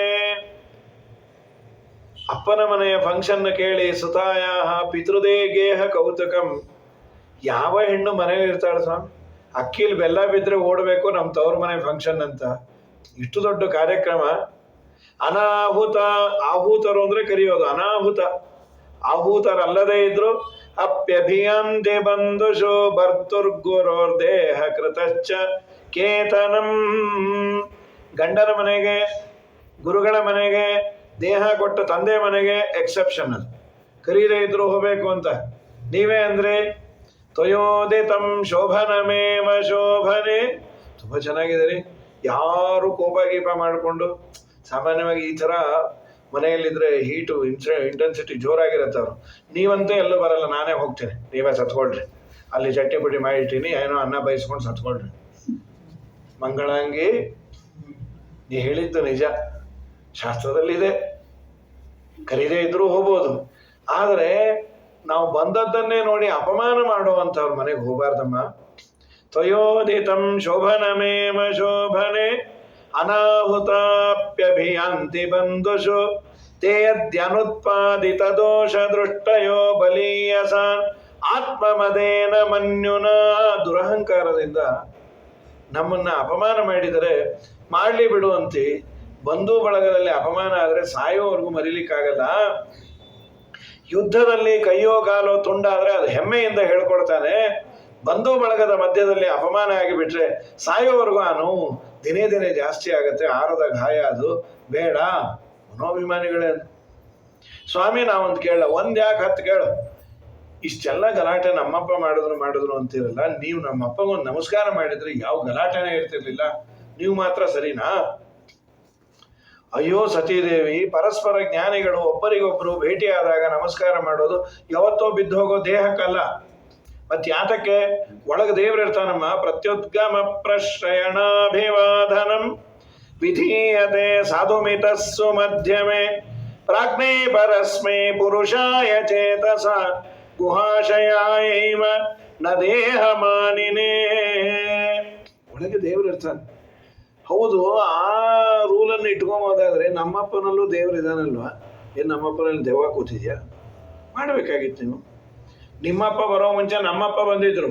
ಸತ್ವಂ ವಿಶುದ್ಧಂ ವಸುದೇವ ಶಬ್ದಿತಂ. ನಮ್ಮಪ್ಪನ ದೇಹಕ್ಕೆ ವಸುದೇವ ಅಂತ ಹೆಸರು. ಅಲ್ಲಿರುವ ಭಗವದ್ ರೂಪಕ್ಕೆ ವಾಸುದೇವ ಅಂತ ಬ್ರಹ್ಮಾಂತರ್ಗತವಾದ ರೂಪ ಅದು. ಆ ರೂಪವನ್ನ ನಾನು ಚಿಂತನೆ ಮಾಡ್ತಾ ನಮಸ್ಕಾರ ಮಾಡ್ತಾ ಧ್ಯಾನ ಮಾಡ್ತಾ ಕೂತಿದ್ದೆ. ಆಗ ನಿಮ್ಮಪ್ಪ ಬಂದ. ಮಾನಸಿಕವಾಗಿ ನಿಮ್ಮಪ್ಪನಿಗೆ ಮಾಡಿದ್ದೇನೆ, ಅದು ತಿಳ್ಕೊಂಡಿಲ್ಲ ನಾ ಏನ್ ಸಾಯ್ಲಿ.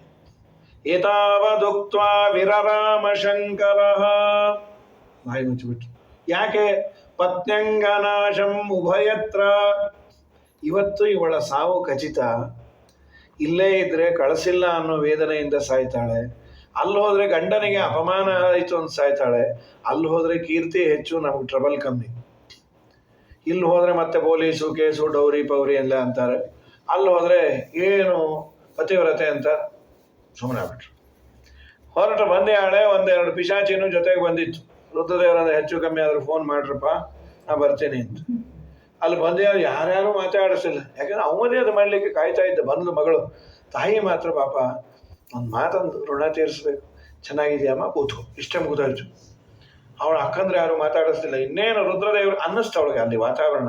ನಮ್ಮ ಗಂಡ ಹೇಳಿದ್ದು ನಿಜ, ಬರಬಾರ್ದಾಗಿತ್ತು. ಆಗಲಿ ಮೊದಲನೇ ಪಂಕ್ತಿ ಊಟ ಕೂತ್ಕೊಳ್ಳೆ ಕೈ ತೊಳ್ಕೊಂಡು ಓಡ್ಬಿಡ್ತೇನೆ ಅಂತ. ಅಷ್ಟಲ್ಲೇ ದೊಡ್ಡ ಜಗಳ ಆಗೋಯ್. ರುದ್ರದೇವ್ರಿಗೆ ಆಹುತಿ ಮುಂದೆ ಹೋಗಲಿ ಅಂದ. ಗೆದ್ದವಳು. ಏನು ತಿಳ್ಕೊಂಡಿದೆ? ನನ್ನ ಗಂಡ ಅಂದರೆ ಅವರ ಎರಡಕ್ಷರದ ಹೆಸರನ್ನ ಉಚ್ಚಾರಣೆ ಮಾಡಿದರೆ ಉದ್ಧಾರ ಆಗ್ತಾರೆ. ಶಿವ ಶಿವ ಶಿವ ಶಿವ ಎನ್ನಿರೋ ಅಂಥೇಳಿ ಏನೋ ಜನ್ಮಾಂತರದ ಪುಣ್ಯ ವಿಶೇಷದಿಂದ ನಿನಗೊಂದು 4 ಕಾಸು 4 ಜನ ನಿನಗೆ ಜೈ ಅಂತಾರೆ ಅಂಥೇಳಿ ನನ್ನ ಸಮಯ ಇಲ್ಲ ಅನ್ಕೊಂಡಿದೆಯಲ್ಲ. ಇದೆಲ್ಲ ಸಜ್ಜನರಿಗೆ ಬರಬೇಕಾದದ್ದು. ಕೆಲವೊಮ್ಮೆ ರಾಂಗ್ ಅಡ್ರೆಸ್ ಆಗಿ ದುರ್ಜನರಿಗೆ ಬರತ್ತೆ. ಪಾಪಿ, ನನ್ನ ಗಂಡನನ್ನ ಅನ್ನುವಂತಹ ಹುಮ್ಮಸ್ಸ ನಿನಗೆ. ನಿನ್ನ ಈ ದೇಹವೇ ಬೇಕಾಗಿಲ್ಲ. ಯಾಕೆಂದ್ರೆ ನಾಳೆ ದಿನ ನನ್ನ ಮನೆಯಲ್ಲಿ ಯಾವ್ದಾನ ಕಾರ್ಯಕ್ರಮ ಆದಾಗ ನನ್ನ ಗಂಡ ನಾನು ಸಂತೋಷವಾಗಿರ್ತೀವಿ. ಆ ಸಂತೋಷದ ಕ್ಷಣದಲ್ಲಿ ಒಂದು ಮಾತು ಅಂತಾರೆ ನಮ್ಮ ಯಜಮಾನ್ರು, ದಾಕ್ಷಾಯಿಣಿ ಒಂದು ತಮಗೆ ನೀರು ತಗೊಂಬ. ಆ ದಾಕ್ಷಾಯಿಣಿ ಅಂದ್ರೆ ಮೈ ಉರಿದೋಗತ್ತೆ. ಯಾಕೆಂದ್ರೆ ದಕ್ಷ ತಿಂದ ಅನ್ನದ ಈ ದೇಹ ಬೇಕೇ ಆಗಿಲ್ಲ ಆಗ ಅಂಥೇಳಿ ಇಂಥ ಪತಿಭಕ್ತಿ ತನ್ನ ದೇಹವನ್ನೇ ಯೋಗಾಗ್ನಿಯಿಂದ ಸುಟ್ಟುಕೊಂಡು ಲಯ ಚಿಂತನೆ ಮಾಡಿ ಪ್ರಾಣ ಬಿಟ್ಟುಬಿಟ್ಲು. ಆ 2 ಭೂತ ಎಲ್ಲರಿಗೂ ಹೊಡೆಯಕ್ಕೆ ಬಂತು. ಯಜ್ಞ ಸಂರಕ್ಷಕ ದೇವತೆಗಳು ಅಂತ ಅವರನ್ನ ಆಹುತಿ ಹಾಕಿ ಕರೆದರು. ಅವರು ಬಂದು ಆ ಭೂತ ಪ್ರೇತಕ್ಕೆ 2 ಕೊಟ್ಟರು. ಗಂಭೀರವಾಗಿ ಕೂತು ಬಿಡ್ತು. ಏನು ಮಾಡಲ್ಲ, ಸುಮ್ಮನೆ ಇರ್ರಿ. ನಾರದರು ಬಂದು ರುದ್ರದೇವ್ರಿಗೆ ಹೇಳಿದ್ರು, ಸ್ವಾಮಿ ಸತಿ ಕೃಷ್ಣಾರ್ಪಣ. ಇಲ್ಲ ಹೂ ಇಲ್ಲ, ಆಗಿದ್ದೆಲ್ಲ ಇದು. ಏನು ರುದ್ರದೇವರ ಕೋಪ! ಕ್ರುದ್ಧ ಸುದುಷ್ಟೋಷ್ಟ ಪಟಿಸ್ ಸದುರ್ಜಟಿರ್ ಜಟಾಂತಟಿಧ್ವನ್ನಿ ಸಟೋಗ್ರ ರೋಚಿಷಂ. ವೇದವ್ಯಾಸ ದೇವರು ರುದ್ರದೇವರ ಕೋಪಕ್ಕೆ ತಕ್ಕಾಗಿ ಶಬ್ದಗಳನ್ನು ಜೋಡಣೆ ಮಾಡಿದ್ದಾರೆ. ಎಷ್ಟು ಕೋಪ ಬಂದಿತ್ತು ಅನ್ನೋಕ್ಕೆ ಆ ಪದಗಳೇ ಕ್ರುದ್ಧ ಸದುಷ್ಟೋಷ್ಟ ಪಟಿಸ್ ಸದುರ್ಜಟಿರ್ ಜಟಾಂತಟಿಧ್ವನ್ನಿ ಸಟೋಗ್ರ ರೋಚಿಷಂ. ಉತ್ಕೃತ್ಯ ರುದ್ರೋ. ತಮ್ಮ ಜಟೆಯನ್ನ ಕಿತ್ತಿ ನೆಲಕ್ಕೆ ಬಡದಾಗ ವೀರಭದ್ರ ಅಂತ ಬಂದ. ಸ್ವಾಮಿ ಏನು ಮಾಡಲಿ? ಎಲ್ಲ ಪಿಶಾಚಿಗಳ ಸಮೇತ ಹೋಗಿ ದಕ್ಷಂ ಸಯಜ್ಞಂ ಜಹಿ, ಯಜ್ಞ ಸಮೇತ ದಕ್ಷನನ್ನ ಧ್ವಂಸ ಮಾಡಿ ಬನ್ರಿ ಅಂತ. ಪಿಶಾಚಿಗೆ ಹೇಳಿ ಕೇಳಿನೇ ಚೇಷ್ಟೆ. ಅದಕ್ಕೆ ಫೈರಿಂಗ್ ಆರ್ಡರ್ ಕೊಟ್ಟು ಬಿಡತ್ವ. ಸಿಕ್ಕವ್ರಿಗೆಲ್ಲ ಹೊಡಿಲಿಕ್ಕೆ ಶುರು ಮಾಡ್ಬಿಟ್ಟು. ಆ ಕೆಲವ್ರಿಗೆಲ್ಲ ಏನು ಹೊಡಿತೀಯಾರೆ ಅಂತಾನೆ ಗೊತ್ತಾಗ್ಲಿಲ್ಲ. ಯಾಕೆ ನಮ್ಮನ್ನು ಹೊಡಿತಾ ಇದ್ದೀರಿ, ಇಲ್ಲಿ ಯಾಕೆ ಬಂದ್ರಿ ಅಂದರು. ಯಾರೋ ಕ್ಯಾನ್ಸಲ್ ಆಯಿತು, ಟಿಕೆಟ್ ಕೊಟ್ಟರು, ಅದಕ್ಕೆ ಬಂದ್ವಿ. ನೀವೇನು ಪರ್ಮನೆಂಟ್ ಟಿಕೆಟ್ ಕೊಡೋ ಥರ ಇದ್ದೀರಲ್ರೋ. ನಮ್ಮ ಮಹಾರುದ್ರ ದೇವರಿಗೆ ಅಪಮಾನ ಆಗೋ ಕಡೆ ಬಂದೇ ಇರಲ್ಲ. ದಕ್ಷನ ತಲೆಯನ್ನು ಕಡಿತಾರೆ, ಮತ್ತೆ ಬಂದು ಕೂತ್ಕೋತಾ ಇದೆ. ಕಡೆಗೆ ವೀರಭದ್ರ ರುದ್ರಾಂತರ್ಗತನಾದ ನಾರಸಿಂಹನಿಗೆ ಇವನೊಂದು ಆಹುತಿ, ಇದೊಂದು ಯಜ್ಞ. ಯಜ್ಞದಲ್ಲಿ ಬಲಿ ಪಶು ಅಂತ ದಕ್ಷನ ತಲೆಗೆ ಹಾಕಿದ್ರು, ಕತ್ತರಿಸೋಯ್ತು. ಆ ತಲೆಯನ್ನು ತಂದು ಕುಂಡದಲ್ಲಿ ಹಾಕಿಟ್ಬಿಟ್ಟು ತಲೆನೂ ಇಲ್ಲ. ಆದ ಮೇಲೆ ಮತ್ತೆ ಎಲ್ಲರೂ ಹೇಳಿ ದೇವತೆಗಳೆಲ್ಲ ಬ್ರಹ್ಮದೇವರಿಗೆ, ಇದೇನಿದು ರುದ್ರದೇವರು ಎಲ್ಲೋ ಎಮರ್ಜೆನ್ಸಿ ಮಾಡಕ್ಕೆ ಬಿಡ್ತಾ ಇದ್ದಾರೆ, ಇದ್ದಕ್ಕಿದ್ದ ಹಾಗೆ ಪ್ರಳಯ. ಬ್ರಹ್ಮದೇವರು ಬಂದು, ಏನು ರುದ್ರ ಇಷ್ಟು ಗಲಾಟೆ ಯಾಕೆ? ಏನೋ ಮಾಡಿದೆ, ಸರಿ ವಾ, ಅವನ ತಲೆ ಹೋಯ್ತು, ಏನಾದರೂ ವ್ಯವಸ್ಥೆ ಮಾಡು. ಅಲ್ಲೇ ಒಂದು ಮೇಕೆ ತಲೆಯನ್ನು ಇಟ್ಟು ಅವನಿಗೆ, ಅವನ ತಲೆ ಹೊಟ್ಟೋಯ್ತು, ಮೇಕೆ ತಲೆ ಬಂದೋಯ್ತು. ಅಂತೂ ದೊಡ್ಡವರ ದ್ರೋಹದಿಂದ ದಕ್ಷ ಪ್ರಜಾಪತಿ ಅಂತ ಮಹಾನುಭಾವನಿಗೆ ಇದ್ದ ತಲೆ ಹೋಗಿ ಮೇಕೆ ತಲೆ ಬಂತು. ಅದೊಂಥರ ಚೆನ್ನಾಗೂ ಇದೆ ನೋಡ್ರಿ. ಚೆನ್ನಾದ್ರೆ ಮೇಕೆ ತಲೆ ಚಂದ ಅಂತಲ್ಲ. ನಾನು ನಾನು ನಾನು ನಾನು ಅನ್ನೋದು ಸಂಸ್ಕೃತದಲ್ಲಿ ಮೇ ಮೇ ಮೇ ಮೇ ಅಂತ ಹೆಸರು. ಆ ಮೇಕೆ ಮೇ ಬಿಟ್ಟು ಇನ್ನೇನು ಅನ್ನೋದೇ ಇಲ್ಲ, ಮೇ ಮೇ ಮೇ ಮೇ ಅಂತ ಹೊಡ್ಕೋತಾ ಇರುತ್ತೆ. ಅದಕ್ಕೆ ಆ ತಲೆ ಬಂತು. ಅದು ಜೂನ್ಗೂ ಹೋಗಲ್ಲ, ಹಿಂದೂ ಬರಲ್ಲ. ಹಾಗಾಗಿ ಮೇ ಮೇ ಮೇ ಅಂತದ್ದರ ಫಲ ಏನು ಅಂದರೆ ಇದ್ದ ತಲೆ ಹೋಗಿ ಮೇಕೆ ತಲೆ ಬಂದು ಮುಂದೆ ಅವಳೇ ಪಾರ್ವತಿಯಾಗಿ ಅವತಾರ ಮಾಡಿ ರುದ್ರದೇವರನ್ನ ವಿವಾಹ ಆದ್ದು ಅಂತ ಇಷ್ಟನ್ನು ಹೇಳಿ ಸೋತಮದ್ರೋಹ ಎಂದು ಮಾಡಬೇಡ್ರಿ. ದಕ್ಷ ಪ್ರಜಾಪತಿ ಅವನು ನಮ್ಮ ತತ್ವಕ್ಕೆ ಅಭಿಮಾನಿ, ಅವನಿಗೆ ದಕ್ಕಿಲ್ಲ ಅಂದರೆ ನಾವು ಯಾವ ಗಿಡ ತೊಪ್ಪಲು. ಮುಂದೆ ಅವನು ಎಲ್ಲೋ ಡಿಮೋಷನ್ ಬೇರೆ ಆಯಿತು. ಬ್ರಹ್ಮದೇವರ ಮಗನಾದವನು ಧ್ರುವರಾಜನ ವಂಶದಲ್ಲಿ 50ನೇ ತಲೆಯಾಗಿ ಹುಟ್ಟಿದಾನೆ. ಅವನ ಕಥೆ ಮತ್ತೆ ಬರುತ್ತೆ ಷಷ್ಠಸ್ಕಂದದಲ್ಲಿ ದಕ್ಷನದ್ದು. ಇಷ್ಟಾದ ಮೇಲೆ ಮುಂದೆ ಗಂಡು ವಂಶದ ವಿವರಣೆಯನ್ನು ಮಾಡ್ತಾ ಪ್ರಿಯವ್ರತ ಉತ್ತಾನಪಾದ ಅಂತ. ಉತ್ತಾನಪಾದನಿಗೆ ಇಬ್ಬರು ಹೆಂಡತಿಯರು, ಸುರುಚಿ ಸುನೀತಿ. ಸುನೀತಿಯ ಮಗನೇ ಧ್ರುವ, ಸುರುಚಿಯ ಮಗನೇ ಉತ್ತಮ. ಆ ಸುನೀತಿಯ ಮಗ ಧ್ರುವರಾಜನಿಗೆ ಒಂದು ಸಣ್ಣ ಅಪಮಾನ ಆಯಿತು. ಅಪ್ಪನ ತೊಡೆ ಮೇಲೆ ಕೂಡ್ತೀನಿ ಅಂದರೆ ಈ ಮಲ್ತಾಯಿ ಕೂಡ್ಬಿಡಿಸಿಲ್ಲ. ನಿಮ್ಮ ಅಪ್ಪನ ತೊಡೆ ಮೇಲೆ ಕೂಡ್ಲಿಕ್ಕೆ ಅಧಿಕಾರ ಇರೋದು ನನ್ನ ಹೊಟ್ಟೆಯಲ್ಲಿ ಹುಟ್ಟಿದವ್ರಿಗೆ. ಚಿಕ್ಕಮ್ಮ ಈಗ ಹುಟ್ಟಾಗಿದೆಯಲ್ಲ, ಇನ್ನೊಂದ್ಸಲಿ ದೇವ್ರನ್ನ ಕೇಳ್ಕೊಂಬ, ನಮ್ಮ ಚಿಕ್ಕಮ್ಮನ ಹೊಟ್ಟೆಯಲ್ಲಿ ಹುಟ್ಟಿಸು ಅಂದರೆ ಸಾಯಿ ಅಂತ. ಪಾಪ ತಳ್ಳಿಟ್ಲು, ಬಿದ್ದರು, ಅಳತಾ ಬಂದರು. ಅವಳು ಕೇಳಿದ್ಲು, ಏನಾಯ್ತು ಧ್ರುವ, ಯಾಕೆ ಅಳತಾ ಇದೆ? ತಾಯಿ ಕೇಳಿದ್ಲು, ಅಮ್ಮ ಚಿಕ್ಕಮ್ಮ ನಾನು ತಳ್ಳಿಟ್ಬಿಟ್ಲು, ಬಿದ್ದೆ, ಅಪ್ಪನ ತೊಡೆ ಮೇಲೆ ನಾ ಕೂಡಬಾರ್ದು ನೋಡಮ್ಮ. ನಿಮ್ಮಪ್ಪ ಏನಂದ್ರು? ನಮ್ಮಪ್ಪನೂ ಸುಮ್ಮನೆ ಇದ್ರು. ನಾ ಏನು ಸಾಯಿಲ್ಲಪ್ಪ, ಬೇಲಿನೇ ಎದ್ದು ಹೊಲಮ ಇದ್ರೆ. ನನಗೆ ಯಾರಾದರೂ ಉಪದ್ರವ ಕೊಟ್ಟರೆ ಗಂಡನ ಮುಂದೆ ಹೇಳಬೇಕು, ನಾನೇ ಬೇಕಾಗಿಲ್ಲ ಅವನಿಗೆ. ನನ್ನಂಥ ದೌರ್ಭಾಗ್ಯದ ಹೊಟ್ಟೆಯಲ್ಲಿ ಹುಟ್ಟಿದೆ. ಅಮ್ಮ ನಾ ಈಗೇನು ಮಾಡಲಿ? ಈಗಂತೂ ಸದ್ಯಕ್ಕೆ ನಿಮ್ಮಪ್ಪ ಹಾಳಾಗಲಿ ಅಂತ ಶಾಪ ಹಾಕಬೇಡ. ಮಾ ಅಮಂಗಲಂಸ್ತಾತ ಪರೇಶು ಮಂಸ್ಥ ಭುಂಕ್ತೇ ಜನೋ ಯತ್ ಪರದುಃಖದಸ್ತತೆ. ಇನ್ನೊಬ್ಬರಿಗೆ ಕೆಡಕಾಗಲಿ ಅಂದರೆ ಅವ್ರಿಗಾಗತ್ತೋ ಬಿಡುತ್ತೋ, ಮೊದಲು ನಮಗಾಗತ್ತಪ್ಪ ಧ್ರುವ. ಮತ್ತೇನು ಮಾಡಲಿ? ನಿಮ್ಮಪ್ಪನಿಗೆ ಆ ಪೋಸ್ಟ್ ಬಂದದ್ದು ಭಗವಂತನ ಅನುಗ್ರಹದಿಂದ, ಬ್ರಹ್ಮದೇವರಿಂದ. ಬ್ರಹ್ಮದೇವರಿಗೆ ಬಂದದ್ದು ಭಗವಂತನ ಅನುಗ್ರಹದಿಂದ. ದೇವರ ಆರಾಧನೆ ಮಾಡು, ನಿಂಗೂ ಆ ಪೋಸ್ಟ್ ಸಿಗತ್ತೆ. ಅಮ್ಮ ಎಲ್ಲಿರ್ತಾನೆ ದೇವರು? ಅರಣ್ಯದಲ್ಲಿರ್ತಾನೆ, ತಪಸ್ಸು ಮಾಡಿದ್ರೆ ಸಿಗ್ತಾನೆ. ನಾ ಹೋಗ್ಬರ್ಲಾ? ಹೋಗಿ ಬಾ ಅಂತ ಆಶೀರ್ವಾದ ಮಾಡಿ 5 ವರ್ಷದ ಕೂಸನ್ನು ಕಳಿಸೇ ಬಿಟ್ಲು. ಅಪರೂಪ ಹರಿನಾಮ ಜಪಿಸೋವ ಮನುಜಗೆ ಅಪಮಾನವಾದರೆ ಒಳ್ಳೆಯದು. ಅಪಮಾನದಿಂದಲೇ ತಪವೃದ್ಧಿಯಾಗುವುದು, ಅಪಮಾನದಿಂದ ಪುಣ್ಯ ಸಫಲವಾಗುವುದು. ಅಪಮಾನದಿಂದಲೇ ನೃಪಧ್ರುವರಾಯಗೆ ಕಪಟ ನಾಟಕ ಕೃಷ್ಣ ಅಪರೋಕ್ಷವಾದನು. ಅಪಮಾನವಾದರೆ ಒಳ್ಳೆಯದು. ಸಣ್ಣ ಅಪಮಾನ ದೇವರ ದರ್ಶನ ಕಾರಣ ಆಯಿತು. ನಾರದರು ಬಂದರು, ಎಲ್ಲ ಹೊಂಟಿದೆ ದೇವ್ರನ್ನ ನೋಡ್ಲಿಕ್ಕೆ. ಯಾವ ದೇವಸ್ಥಾನ ಅಂದರು? ಒರಿಜಿನಲ್ ಅಂದರು. ಮುಚ್ಚು ಬಾಯ್, ಸಾವಿರಾರು ಜನ್ಮ ತಪಸ್ಸು ಮಾಡಿದವ್ರಿಗೆ ದೇವರು ಸಿಗಲ್ಲ, ನೀನು ದೇವ್ರನ್ನ ನೋಡ್ಲಿಕ್ಕೆ ಹೋಗೋದು.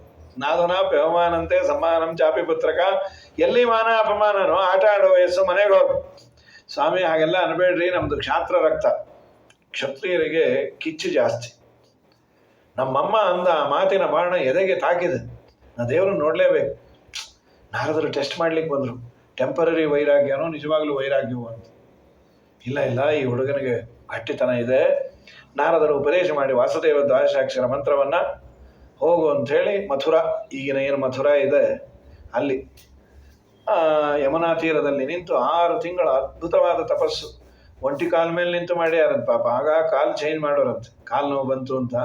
ಬ್ರಹ್ಮಾಂಡವೇ ಬೆಂಡಾಗೋದಂತೆ. ಎಡಭಾಗ ಊರಿದ್ರೆ ಬಲಭಾಗ ಎತ್ಕೊಂಡ್ಬಿಡೋದು, ಬಲಭಾಗ ಊರು ಎಡಭಾಗ, ಇಂಥ ತಪಸ್ಸು. ಆದ ಮೇಲೆ ವಾಸುದೇವ ರೂಪದಿಂದ ದೇವರು ಎದುರಿಗೆ ಬಂದು ನಿಂತಾನೆ. ಒಳಗೆ ಕಾಣಿಸ್ತಾ ಇದ್ದ ರೂಪ ಕಾಣಲಿಲ್ಲ, ಕಂಡು ಬಿಡ್ತಾರೆ ಎದುರಿಗೆ ದೇವರು.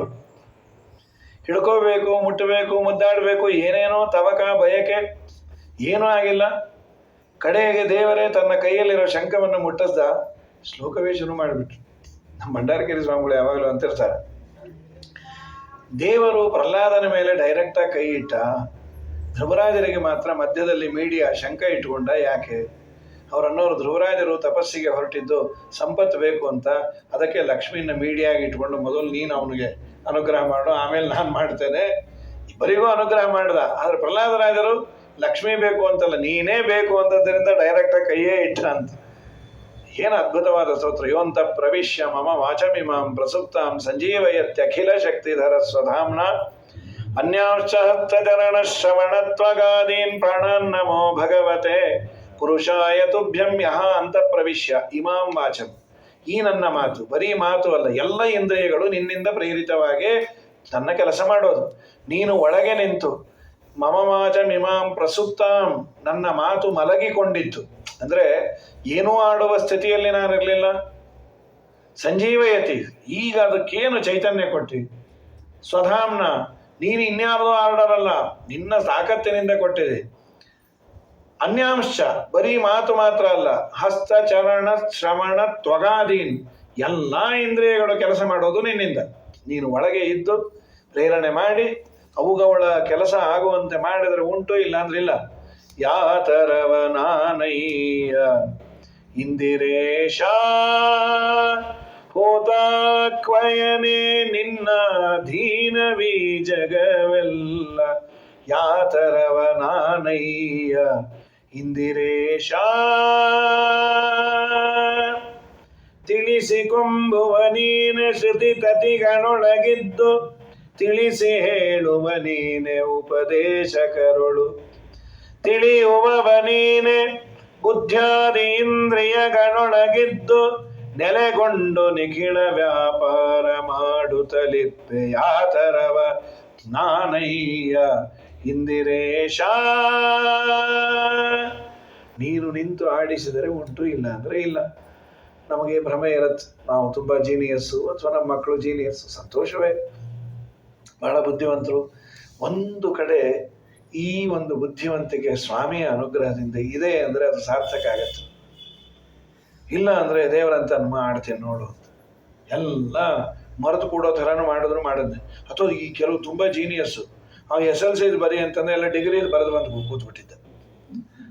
ಅವರ ತಾಯಿ ತಂದೆ ಎಷ್ಟು ಮಾರ್ಕ್ಸ್ ಕೊಡ್ತಾರೋ ಏನೋ ರೀ ಪಾಪ, ನಮ್ಮ ಕೂಸು ತುಂಬ ಬುದ್ಧಿವಂತ ಕಾಪ, 10 ವರ್ಷ ಮುಂದೆ ಆಲೋಚನೆ ಮಾಡ್ತಾನೆ ಅಂತ.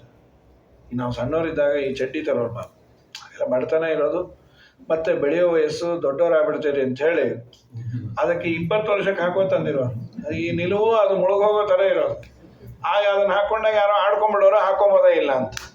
ಆಮೇಲೆ ದೊಡ್ಡವರು ಆದಮೇಲೆ ಅದು ಪ್ರಶ್ನೆನೇ ಇರಲ್ಲ. ಆಗ ಏನು ಉಪಯೋಗ ಬೀಳುತ್ತೋ ಅಷ್ಟನ್ನು ಮಾಡಬೇಕು. ನೀನು ಏನೋ ಬರಿ ಅಂತಂದ್ರೆ ಹುಚ್ಚುಚ್ಚಾಗಿ ಏನೇನೋ ಬರೆದ್ರೆ ಅದೆಲ್ಲ ದೇವರ ಅನುಗ್ರಹ ಇತ್ತು ಅಂತ ಈ ಗೀನಿಯಸ್ ಇರಲಿ, ಸಂತೋಷ, ಬುದ್ಧಿವಂತರು. ಅದರ ಜೊತೆಯಲ್ಲಿ ಈ ಭಾವನೆ ಇರಬೇಕು, ಸ್ವಾಮಿಯ ಅನುಗ್ರಹದಿಂದ ಆಯಿತು ಅಂತ ಇದ್ರೆ ತುಂಬ ಒಳ್ಳೆಯದು. ಪ್ರಕೃತದಲ್ಲಿ ಚೆನ್ನಾಗಿ ಸ್ತೋತ್ರ ಮಾಡಿ ಏನು ಕೇಳಲೇ ಇಲ್ಲ.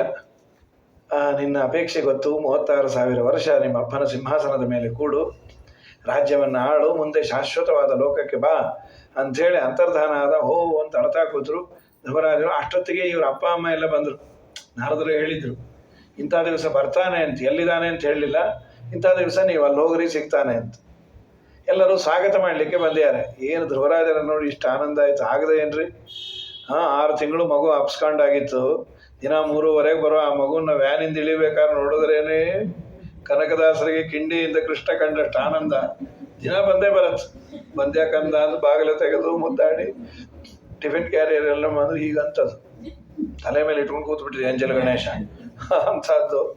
ಭಗವಂತ ಧ್ರುವರಾಜರನ್ನ ಅನುಗ್ರಹ ಮಾಡಿ ಕಳಿಸ್ದ. ತಂದೆ ತಾಯಿ ಮುದ್ದಾಡಿ, ಅದರಲ್ಲೂ ಪಾಪ ಮಲತಾಯಿನೂ ಮುದ್ದಾಡೋದು ಅಂತ ಒಂದು ಮಾತು ಉಂಟು. ಭಾಗವತ ಅಂತೂ ಯಾವ ಮಲತಾಯಿ ಮನೆ ಮೇಲೆ ಕೂಡಿಸಿಲ್ಲ, ಅವಳಿಗೆ ಒಳ್ಳೆ ಬುದ್ಧಿ ಬಂತು. ಯಸ್ಯ ಪ್ರಸನ್ನೋ ಭಗವಾನ್ ಗುಣೈರ್ ಮೈತ್ರಾದಿಭಿರ್ ಹರಿ. ತುಂಬ ಒಳ್ಳೆ ಮಾತಿದು. ನೀನು ದೇವರಲ್ಲಿ ಅವರು ನನಗೆ ಬೇಕಾದವರಾಗಲಿ ಇವರು ಬೇಕಾದವರಾಗಲಿ ಅಂತ ಕೇಳಲೇಬೇಡ. ನೀನು ನನ್ನನ್ನು ನೋಡುವಂಥ ದೇವರನ್ನು ನಾವು ಪ್ರಾರ್ಥನೆ ಮಾಡಿದರೆ, ಅವನ ಕೃಪಾದೃಷ್ಟಿ ನಮ್ಮ ಮೇಲೆ ಬಿದ್ದರೆ ಇಡೀ ಜಗತ್ತಿಗೆ ಬೇಕಾದವ್ರು ನಾವು ಸಹಜವಾಗಿ ಆಗ್ತೀವಿ. ಯಸ್ಯ ಪ್ರಸನ್ನೋ ಭಗವಾನ್ ಗುಣೈಃ ಮೈತ್ರಾದಿಭಿರ್ ಹರಿಃ ತಸ್ಮೈ ನಮಂತಿ ಭೂತಾನಿ ನಿಮ್ನಮಾಪ ಇವ ಸ್ವಯಂ. ಗುಡ್ಡದ ಮೇಲೆ ಬಿದ್ದ ನೀರು ತಾನಾಗೆ ಕೆಳದುಗೆ ಹರಿದು ಬರುವಂತೆ ಭಗವಂತನ ಕೃಪಾದೃಷ್ಟಿ ಇತ್ತು ಅಂದರೆ ಗೊತ್ತಿಲ್ಲದೆ ಅವನು ಜಗತ್ತಿನಲ್ಲಿ ಐಕಾನ್ ಆಗ್ತಾನೆ. ಆನಂದನ ಕಂದ ನೊಲಿಯಲು ಏನಂದದ್ದೆ ವೇದ ವೃಂದ. ಆನಂದ ಆನಂದ ಜಲ ಕಾಷ್ಟ ಶೈಲ ಗಗನ ನೆಲ ಪಾವಕ ವಾಯುತರು ಫಲ ಪುಷ್ಪ ಬಳ್ಳಿಗಳೊಳಗೆ ಹರಿವ್ಯಾಪ್ತನೆಂದರೀತವಗೆ ಆನಂದ ಆನಂದ. ಆ ಮೊದಲು ಕ್ಷಕಾರಾಂತ ಈ ಮಹಾವರ್ಣಗಳೆಲ್ಲ ಸ್ವಾಮಿಯಾದ ವಿಷ್ಣುವಿನ ನಾಮವೆಂದರೀತವಗೆ ಆನಂದ ಆನಂದ. ದೇವರ ಅನುಗ್ರಹ ಇದ್ರೆ ಎಲ್ಲವೂ ಸುಲಭ. ಧರ್ಮರಾಜರು ಮುಂದೆ ಬಂದ ಮೇಲೆ ಚೆನ್ನಾಗಿ ರಾಜ್ಯ ಆಳಿದ್ರು. ಏನು ಭಾಗ್ಯ ಅಂದರೆ ದೇವರು ತನ್ನ ಮಗಳನ್ನು ಇವರು ಕೊಟ್ಟಂತೆ. ಶಿಂಶುಮಾರ ರೂಪಿ ಭಗವಂತನ ಮಗಳು ಭ್ರಮಿ ಅಂತ, ಅವಳು ಇವರ ಹೆಂಡತಿ. ಇಳ ಅಂತ ಮತ್ತೊಬ್ಬಳು ವಾಯುದೇವರ ಮಗಳು. ಸೊ ಇಬ್ಬರು ಧ್ರುವರಾಜರ ಹೆಂಡತಿ, ಜೀವೋತ್ತಮ ಸರ್ವೋತ್ತಮರು ಧ್ರುವರಾಜರ ಮಾವಂದರು. ಯಾರು ಗೊಂಡು ಯಾರಿಗೆಲ್ಲರಿ ದೊಡ್ಡ ಭಾಗ್ಯ. ಮುಂದೆ ಧ್ರುವರಾಜರು ಹೋಗಬೇಕಾದ್ರೆ ವಿಮಾನ ಬಂತು, ದೇವತಾ ವಿಮಾನ. ಅವರಂದ್ರಂತೆ, ನಮ್ಮಮ್ಮನ್ನು ಕರ್ಕೊಂಬರ್ತೀನಿ, ನಿನ್ನಂಥ ಮಗನನ್ನು ಹಾಡಿದ್ಮೇಲೆ ಅವಳನ್ನೇ ಮೊದಲು ಕೂಡಿಸಿದ್ದೀವಿ ಅಂತ. ತಾಯಿಯ ಜೊತೆಯಲ್ಲೇ ಶಾಶ್ವತವಾದ ಲೋಕ, ಸಪ್ತರ್ಷಿಗಳು ಇರುವ ಲೋಕ, ಶಿಂಶುಮಾರ ಲೋಕದಲ್ಲಿ ಧ್ರುವರಾಜರು ಇವತ್ತಿಗೂ ಇರ್ತಾರೆ. ಅಲ್ಲಿಗೆ ಕಂಡವರು ಹೋಗ್ಲಿಕ್ಕಾಗೋದಿಲ್ಲ. ಮೋಕ್ಷಕ್ಕೆ ಹೋಗಬೇಕಾದರೆ ಸಿಗುವ ಪಟ್ಟಣ ಅಂತದು. ಕೆಲವರು ತೋರಿಸ್ತಾರಂತೆ, ಇದೇ ಧ್ರುವರಾಜರ ಮನೆ, ಒಳಗೋಗ್ಬೋದಾ?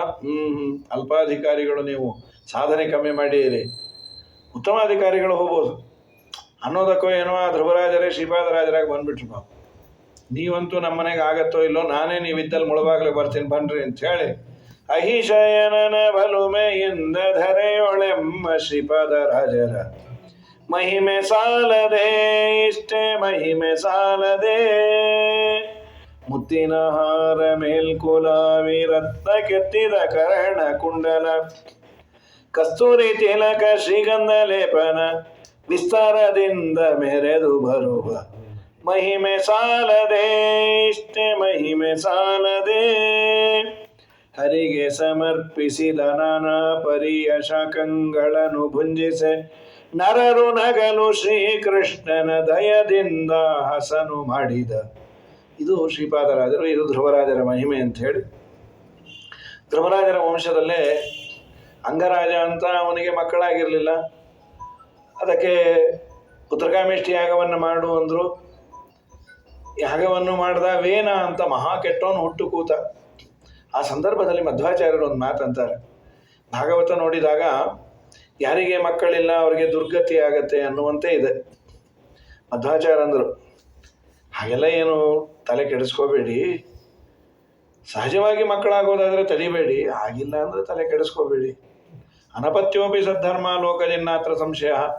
ಮಕ್ಕಳಿಲ್ಲದೆ ಇದ್ದರೂ ಧಾರ್ಮಿಕನಾಗಿ ಬದುಕಿದರೆ ಅವನಿಗೆ ಸದ್ಗತಿ ಆಗೇ ಆಗತ್ತೆ. ಇವನು ರಾಜಸೂಯಾಗ ಮಾಡ್ಲಿಕ್ಕೆ ಹೋದಾಗ ದೇವತೆಗಳು ಬಂದಿಲ್ಲ ಆಹುತಿ ತಗೊಳ್ಳಿಕ್ಕೆ. ಯಾಕೆ ಬರಲಿಲ್ಲ ಅಂದರೆ ಮಕ್ಕಳಿಲ್ಲ, ಅದಕ್ಕೆ ಬಂದಿಲ್ಲ ಅಂದರು. ಮಧ್ವಾಚಾರ್ಯ ಅಂದರು, ದೇವತೆಗಳು ಬರದೇ ಇರೋದಕ್ಕೆ ಅದೆಲ್ಲ ಕಾರಣ. ಇವನ ಮನೆಯಲ್ಲಿ ದೇವರ ಸನ್ನಿಧಾನ ಇರುವ ವಿಶೇಷವಾದ ಒಬ್ಬ ವ್ಯಕ್ತಿ ಹುಟ್ಟಬೇಕಾಗಿತ್ತು. ಇವನು ಹಿಂದಿನ ಜನ್ಮದಲ್ಲಿ ಒಂದು ಪಾಪ ಮಾಡಿದ್ದ, ಶಿಶುಹತ್ಯೆಯನ್ನು. ಆ ಶಿಶುಹತ್ಯೆ ಪರಿಹಾರಕ್ಕಾಗಿ ಪುತ್ರಕಾಮೇಷ್ಟಿ ಯಾಗವನ್ನು ಮಾಡಬೇಕಾಗಿತ್ತು. ಅದಕ್ಕಾಗಿ ಅವರು ಬಂದಿಲ್ವೇ ವಿನಃ ಮಕ್ಕಳಿಗೂ ಸದ್ಗತಿಗೂ ಏನು, ಮಕ್ಕಳಿದ್ರೆ ಮಾತ್ರ ಸದ್ಗತಿ, ಯಾರಿಗಿಲ್ಲ ಅವ್ರಿಗೆ ದುರ್ಗತಿ ಅನ್ನೋದು ಅಲ್ಲ ಅಂತ ಹೇಳ್ತಾರೆ. ಈ ಕಾಲಕ್ಕೆ ಅದು ತುಂಬ ದೊಡ್ಡ ಆಚಾರ್ಯರು ಕೊಟ್ಟಂತಹ ವರ. ಇಲ್ಲ ಅಂದರೆ ತುಂಬ ಭಯಾನಕವಾಗಿದೆ ಸ್ಥಿತಿ. ಎಷ್ಟೋ ಮಕ್ಕಳು ಅವರು ಹುಟ್ಟೋಕಿನ್ನ ಹುಟ್ಟದೇ ಇದ್ರೆ ಒಳ್ಳೆಯದ ಅಂತ ತಂದೆ ತಾಯಿ ಅನ್ಕೋಮೋ ಪರಿಸ್ಥಿತಿಯಲ್ಲಿದೆ. ಹಾಗಾಗಿ ಮಕ್ಕಳಿಲ್ಲದೆ ಇರೋರಿಗೆಲ್ಲ ದುರ್ಗತಿ, ಇದ್ದವ್ರಿಗೆಲ್ಲ ಸದ್ಗತಿ, ಅದೆಲ್ಲ ಇಲ್ಲ. ನೀನು ಬದುಕಿದಾಗ ನಿನ್ನ ಪರಲೋಕದ ಸಾಧನೆಯನ್ನು ನೀನೇ ಮಾಡ್ಕೊಂಡು ವೇದವ್ಯಾಸದೇವ್ರ ಕಿವಿಯಲ್ಲಿ ಹೇಳ್ತಾರೆ, ಇನ್ನೇನೋ ನಂಬೇಡ, ನಿನ್ನ ಪಾಡಿಗೆ ನೀ ಮಾಡು, ಮಕ್ಕಳು ಮಾಡಿದ್ರೆ ಬೋನಸ್. ಮಗನೆಂದೆ ಗತಿಯುಂಟೆ ಜಗದೊಳು ನಿಗಮಾರ್ಥ ಸಾರ ವಿಚಾರದಿಂದಲ್ಲದೆ, ಮಗನೆಂದೆ ಗತಿಯುಂಟೆ ಜಗದೊಳು. ಮತ್ತೆ ಯಾರಿಂದ? ಅದಕ್ಕೆ ಕನಕದಾಸರಂದ್ರು 4 ಜನ ಮಕ್ಕಳು ಈ ಹುಟ್ಟಿದವ್ರಿಗೆಲ್ಲ ಇದ್ದಾರೆ ಅಂತ. ಸತ್ಯನೊಬ್ಬ ಪುತ್ರ, ಶಾಂತನೊಬ್ಬ, ದುರ್ವೃತ್ತಿ ನಿಗ್ರಹನೊಬ್ಬ, ಸಮಚಿತ್ತನೊಬ್ಬ, ಉತ್ತಮ 4 ಮಕ್ಕಳಿದ್ದ ಮೇಲೆ ಹೆತ್ತರೆ ಫಲವೇನು ಹೆರದಿದ್ದರೇನಯ್ಯ, ಮಗನೆಂದೆ ಗತಿಯುಂಟೆ ಜಗದೊಳು. ಈ 4 ಕ್ವಾಲಿಟೀಸ್: ಸತ್ಯವನ್ನು ಆಡು, ಶಾಂತಚಿತ್ತನಾಗಿರು, ದುಶ್ಚಟಗಳನ್ನು ಬಿಡು, ಆಮೇಲೆ ಸಮಚಿತ್ತ, ಎಲ್ಲ ಕಡೆ ಇರುವ ಭಗವಂತ ಸಮನಾಗಿ ಇದ್ದಾನೆ ಅಂತ ಚಿಂತನೆ ಮಾಡು. ಇದು ನಿನ್ನನ್ನು ಉದ್ಧಾರ ಮಾಡುತ್ತೆ. ವೇನ ಅಂತ ಹುಟ್ಟಿದ. ಮತ್ತೆ ಡೌಟ್ ಬರಬಾರ್ದಲ್ಲ, ಮಧ್ವರಂತಾರೆ ವೇನ ಅವನು ಮಾಡಿದ ಯಜ್ಞದ ಪ್ರಾಡಕ್ಟ್ ಅಲ್ಲ, ಶಿಶು ಹತ್ಯೆಯ ಪ್ರಾಡಕ್ಟ್. ಅವನು ಯಜ್ಞ ಮಾಡಿದ್ದಕ್ಕೆ ಹುಟ್ಟಿದ್ಯಾರು? ವೇನನ ಒಳಗೊಬ್ಬ ಇದ್ದ ಋತುಚಕ್ರವರ್ತಿ, ದೇವರ ವಿಶೇಷ ಸನ್ನಿಧಾನ. ಅವನ ಕಥೆಯನ್ನು ಹೇಳಿ ಇದಾದ ಮೇಲೆ ಪ್ರಾಚೀನ ಬರಿಹಿ ಅಂತ ಈ ಧ್ರುವರಾಜರ ವಂಶದಲ್ಲೇ ಬಂದ ಒಬ್ಬ ಋಷಿ, ಅವನಿಗೆ ನಾರದರು ಪುರಂಜನೋಪಾಖ್ಯಾನ ಅಂತ ಹೇಳ್ತಾರೆ. ಅದು ನಿಮ್ಮ ಜೀವನಕ್ಕೆ ತುಂಬ ರೆಲೆವೆಂಟ್ ಆಗಿದೆ. ಅದು ಒಂದು ಕಥೆ. ಒಬ್ಬ ರಾಜ ಒಂದು ನವದ್ವಾರ ಇರುವ ಪಟ್ಟಣವನ್ನು ರಾಜಧಾನಿ ಮಾಡಿಕೊಂಡ. ಪುರಂಜನಿ ಅನ್ನೋ ಒಂದು ಹೆಣ್ಣನ್ನು ಮದುವೆ ಆದ. ಅವಳಿಗೆ 10 ಜನ ಭೃತ್ಯರಿದ್ದರು. ಅವಳು ಹೇಳಿದ್ಲು, ಇವ್ರನ್ನೆಲ್ಲ ಚೆನ್ನಾಗಿ ನೋಡ್ಕೊಳ್ಳೋದಾದರೆ ನಾನು ನಿನ್ನ ಮದುವೆ ಆಗ್ತೀನಿ ಅಂತ. ಆಯಿತು ಅಂದ. ಅವಳ ತಲೆ ಮೇಲೆ 5 ಹೆಡೆ ಸರ್ಪ ಇತ್ತು. ಅದ್ಯಾವುದು ಅಂದರೆ, ನಾನು ಮಲಗಿದಾಗೂ ನನ್ನನ್ನು ನೋಡಿಕೊಳ್ಳುವ ನನ್ನ ಬಾಡಿಗಾರ್ಡದು. ಆಗಲಿ ಎಲ್ಲರನ್ನ ಚೆನ್ನಾಗಿ ನೋಡಿಕೊಳ್ತಾ ಇದ್ದ. 2 ಗಾಲಿಯ ರಥದಲ್ಲಿ ಓಡಾಡ್ತಾ ಇದ್ದ. ಅವಳ ಜೊತೆ ವಿಹಾರ ಮಾಡಬೇಕಾದ್ರೆ ಟೈಮ್ ಪಾಸ್ ಆಗಿದ್ದು ಗೊತ್ತಾಗಲಿಲ್ಲ. 10 ಮಕ್ಕಳಾದವು. ಇವನು ಹೊರಗೆ ಇದ್ದದ್ದನ್ನು ನೋಡಿ ಇವನ ಬಂಧು ಬಳಗ ಎಲ್ಲ ಅವನ ಊರನ್ನು ಮುತ್ತಿಗೆ ಹಾಕಿ ಕ್ಯಾಪ್ಚರ್ ಮಾಡಿಬಿಟ್ರು. ಕಡೆಗೆ ಒಂದು ದಿನ ಸತ್ತು ಹೋದ. ಸತ್ತ ಮೇಲೆ ಹೆಣ್ಣಾಗಿ ಹುಟ್ಟಿದ. ಗಂಡಾದವನು ಹೆಣ್ಣಾದ. ಮಲಯಧ್ವಜ ಅಂತ ಒಬ್ಬ ರಾಜನ್ನ ಮದುವೆ ಆದ. ಆ ರಾಜನೂ ತೀರಿ ಹೋದ. ಹೆಣ್ಣಿನ ವೇಷದಲ್ಲಿ ಇವನು ಅಳತಾ ಕೂತಾಗ ಇವನಿಗೆ ಒಬ್ಬ ಫ್ರೆಂಡ್ ಇದ್ದ. ಆ ಫ್ರೆಂಡ್ ಹೆಸರೇ ಅವಿಜ್ಞಾತ ಸಖ, ಗೊತ್ತಿಲ್ಲದ ಸ್ನೇಹಿತ. ಇವನಿಗೆ ತುಂಬ ಉಪಕಾರ ಮಾಡ್ತಾನೆ. ಅವನು ಇದ್ದಾನೆ ಅನ್ನೋ ಅರಿವೇ ಇಲ್ಲ. ಕಡೆಗೆ ಅವನು ಇವನನ್ನು ಉದ್ಧಾರ ಮಾಡ್ದ. ಇದು ಪುರಂಜನೋಪಾಖ್ಯಾನ. ಇದು ಹೇಳಿ ಇದು ನಿಮ್ಮದೇ ಕಥೆ ಅಂದರು. ನಮ್ಮದು ಹೇಗಾಗತ್ತೆ? ಮನುಷ್ಯ ದೇಹವೇ ಪುರ ಅಂತ. ಇಲ್ಲಿರುವ ಜೀವನೇ ಪುರಂಜನ. ನಾವೆಲ್ಲರೂ ಪುರಂಜನರೇ. ನಮ್ಮ ಹೆಂಡತಿ ಯಾರು? ಈ ಗಂಡು ಹೆಣ್ಣು ಇಬ್ಬರಿಗೂ ಹೆಂಡತಿ ಇದ್ದಾಳೆ. ಯಾರು ಹೆಂಡತಿ ಅಂದರೆ ಬುದ್ಧಿಯನ್ನೇ ಹೆಂಡತಿ ಎಂದು. ಬುದ್ಧಿಂತು ಪ್ರಮದಾಂಬಿದ್ಧಿ. ಯಾರ ಬುದ್ಧಿ ಇದೆಯೋ ಅವರಿಗೆಲ್ಲ ಹೆಂಡತಿ ಇದ್ದಾಳೆ ಅಂತ. ಸರಿ, 10 ಜನ ಭೃತ್ಯರು ಯಾರು? ಪಂಚ ಜ್ಞಾನೇಂದ್ರಿಯ, ಪಂಚಕರ್ಮೇಂದ್ರಿಯ, ಅದೇ ಭೃತ್ಯರು. 5 ಹೆಡೆ ಸರ್ಪ ಯಾವುದು? ನಾವು ಮಲಗದಾಗೂ ಎದ್ದಿರೋದು ಮುಖ್ಯ ಪ್ರಾಣದೇವರು. ನಾವು ಮಲಗದಾಗೂ ಅವರು ಉಸಿರಾಡಿದ್ರೆ ಓಕೆ. ಅವ್ರು ನಮಗೂ ಬೇಜಾರಾಗಿದೆ, 10 ನಿಮಿಷ ಹೋಗಿ ಬರ್ತೀವಿ ಅಂದರೆ ಗೋವಿಂದ. ಪರಿಸರ ನೀನಿರೆ ಹರಿತಾನಿಪ್ಪನು ಇರದಿರೆ ತಾನಿರನು ಕರಣ ನಿಯಾಮಕ ಸುರರ ಗುರುವೆನಿ ಕರುಣಿಸೆ ಕರುಣಿಸುವ ಮುಖ್ಯ ಪ್ರಾಣದೇವ ನೀನಲ್ಲದೆ ಕೈವರ ಕಣೆನ ಜಗದೊಳಗೆ. ನಾವು ಓಡಾಡುವ 2 ಗಾಲಿಯ ರಥ ಯಾವುದು? ಪಾಪ ಪುಣ್ಯಗಳೇ 2 ಟೈರ್ ಅಂತ. ಅದೇ ನಮ್ಮ ಜೀವನವನ್ನು ನಡೆಸ್ತಾ ಹೋಗುತ್ತೆ. ನಾವು ಹೋಗ್ತಾ ಇರ್ತೇವೆ. ನಮ್ಮ ಆಯುಷ್ಯವೇ ನಮ್ಮ ರಸ್ತೆ. ಸರಿ, ಕಡೆಗೆ ಒಂದು ದಿವಸ ನಮ್ಮ ದೇಹವನ್ನು ಅಟ್ಯಾಕ್ ಮಾಡೋರು ಯಾರು? ಇಲ್ಲಿ ಪ್ರಜ್ವಾರ ಕಾಲಕನ್ಯೆ ಅಂತ ಒಬ್ಬ ದಂಪತಿ. ನಮ್ಮ ದೇಹಕ್ಕೆ ಬರೋರು ಯಾರು ಅಂದರೆ ವಯಸ್ಸಾದ ಮೇಲೆ ಜ್ವರ ಹಾಗೂ ಕಾಲಕನ್ಯೆ ಅಂದರೆ ಮುಪ್ಪು. ಗೊತ್ತಿಲ್ಲದೆ ನಾವು ಅಚೀವ್ ಮಾಡೋದು ಯಾವುದು ಅಂತಂದರೆ ಏನದು 60 ವರ್ಷಕ್ಕೆ ಅಂತಾರಲ್ಲ, ಅರಳು ಮರಳಲ್ರಿ, ಸೀನಿಯರ್ ಸಿಟಿಸನ್. 60 ವರ್ಷ ಆಯಿತು, ಮುದುಕರಾದ್ವಿ. ಕಾಲಕನ್ಯೆ. ಅದಾದ ಮೇಲೆ ಅವಳ ಗಂಡ ಜ್ವರ, ಇಮ್ಯುನಿಟಿ ಕಮ್ಮಿ ಆಯಿತು, ಸಣ್ಣ ಜ್ವರವೂ ಹೋಗೋದಿಲ್ಲ. ಇದಾದ ಮೇಲೆ 360 ಭೃತ್ಯರು, 360 ಹಗಲು, 360 ರಾತ್ರಿ. ನಾನಾ ತರಹದ ಮನೋರೋಗ, ದೇಹಕ್ಕೆ ಸಂಬಂಧಪಟ್ಟ ರೋಗ. ಒಂದಿನ ಕೃಷ್ಣಾರ್ಪಣೆ ಆಗ್ಬಿಡ್ತೀವಿ. ನಮಗೆ ಯಾರು ಸ್ನೇಹಿತ? ಅವನಿದ್ರೆ ಚೆನ್ನಾಗಿರೋದು. ಹೀಗೆ ಹೇಳ್ಬಿಡ್ರಿ ಅಂದು. ದೇವರು ಒಳಗೇ ಇದ್ದಾನೆ, ಅದರ ಅರಿವಿಲ್ಲ. ಅವನಿದ್ದಾನೆ ಅಂತ ನಮಗೆ ಚೆನ್ನಾಗಿ ಯಾವಾಗಲೂ ತಲೆಯಲ್ಲಿದ್ದರೆ ಕೆಟ್ಟ ಕೆಲಸ ಮಾಡೋದೇ ಇಲ್ಲ. ಯಾಕೆ? ಅವನು ನೋಡ್ತಾ ಇರ್ತಾನೆ ಅಂತ. ಯಾರೂ ನೋಡಿಲ್ಲ ಅಂದರೆ ಪಟಾರನ ಬಾಯಿಗೆ ಹಾಕೊಂಡ್ಬಿಡ್ತಾ ಇರ್ತೀವಿ. ಸದ್ಯ ಯಾರೂ ನೋಡಿಲ್ಲ ತಾನೇ. ಅವನಂತ ನಿನ್ನ ಮಕ್ಕಕ್ಕೆ ಇಟ್ಟಾಗ ನಮ್ಮ ಫ್ರೆಂಡ್ ಯಾರು ಅಂತ ಹೇಳಿ ನಾನೇ ನೋಡೋದಲ್ಲ, ನೀನು ನೋಡ್ಕೋ ಪರವಾಗಿಲ್ಲ. ಹಾಗಾಗಿ ಇದೇ ಪುರಂಜನೋಪಾಖ್ಯಾನ ಅಂಥೇಳಿ. ಇದಾದ ಮೇಲೆ ಮುಂದೆ ಪಂಚಮಸ್ಕಂದ ಭಾಗವತದಲ್ಲಿ ವಿಶೇಷವಾಗಿ ಪ್ರಿಯವ್ರತನ ಕಥೆಯನ್ನು ನಾಳೆ ದಿವಸ ನೋಡುವ. ನಾಳೆ ನರಸಿಂಹಾವತಾರವನ್ನು ಮಾಡುವ. ಶ್ರೀಕೃಷ್ಣ ನಮಸ್ತೆ. ಶನಿವಾರ ಉಂಟು.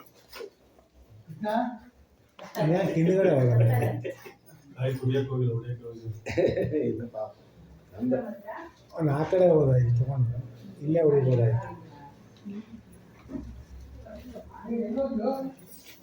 ಈಗ ಭಾನುವಾರ ದಿವಸ ನನಗೆ ಒಂದು ಸಂಜೆ ಉಪನ್ಯಾಸ ಉಂಟು ಮಲ್ಲೇಶ್ವರದಲ್ಲಿ. ಅದೊಂದು 110 ವರ್ಷದಿಂದ ನಡೆಯುವ ರಾಮಸಭಾ. ಅಲ್ಲಿಗೆ ಹೋಗಬೇಕು. ಆವಾಗ ಅಲ್ಲಿ 4 ಖಾಲಿ. ಅದಕ್ಕೆ ಮುಂಚೆ ಇಲ್ಲಿ 3 ರಿಂದ 4 ಮಾಡೋಣ, ಬೆಳಗ್ಗೆ ಮಾಡೋಣ, ಅಥವಾ ರಾತ್ರಿ 8 ರಿಂದ 9 ಮಾಡೋಣ. ಈಗ ನಾಳೆ ವಿಚಾರ ಮಾಡಿ. ಹೌದಾ? ಹಾಗಾದ್ರೆ ಬೆಳಗ್ಗೆ ಆಗಲ್ಲ. ಬೆಳಗ್ಗೆ ಬೇಡ. 3 ಗಂಟೆಗೆ ಆಗಿರುತ್ತಾ? ಆಗಿದೆ. ನಾವು ಶ್ರಮ ಆಗಿದೆ, ಬೇಡ. ನಾನು 8 ರಿಂದ 9 ಬರಲ್ಲ. ಏನೋ ವಿಚಾರ ಮಾಡಿ. ಆಯ್ತು. ಸಾಧಕ ಬಾಧಕಗಳು ನಾಳೆ ಅಲ್ಲ, ಭಾನುವಾರ. ಅಲ್ಲಿ ಶ್ರೀಕಂಠ ಸಭಾಭವನ ಅಂತ ಮಲ್ಲೇಶ್ವರದಲ್ಲಿ, ಹಾ. ಅಲ್ಲಿ 109, 110 ವರ್ಷದಿಂದ ಒಂದು ರಾಮ ಇದು ನಡೆಯುತ್ತೆ.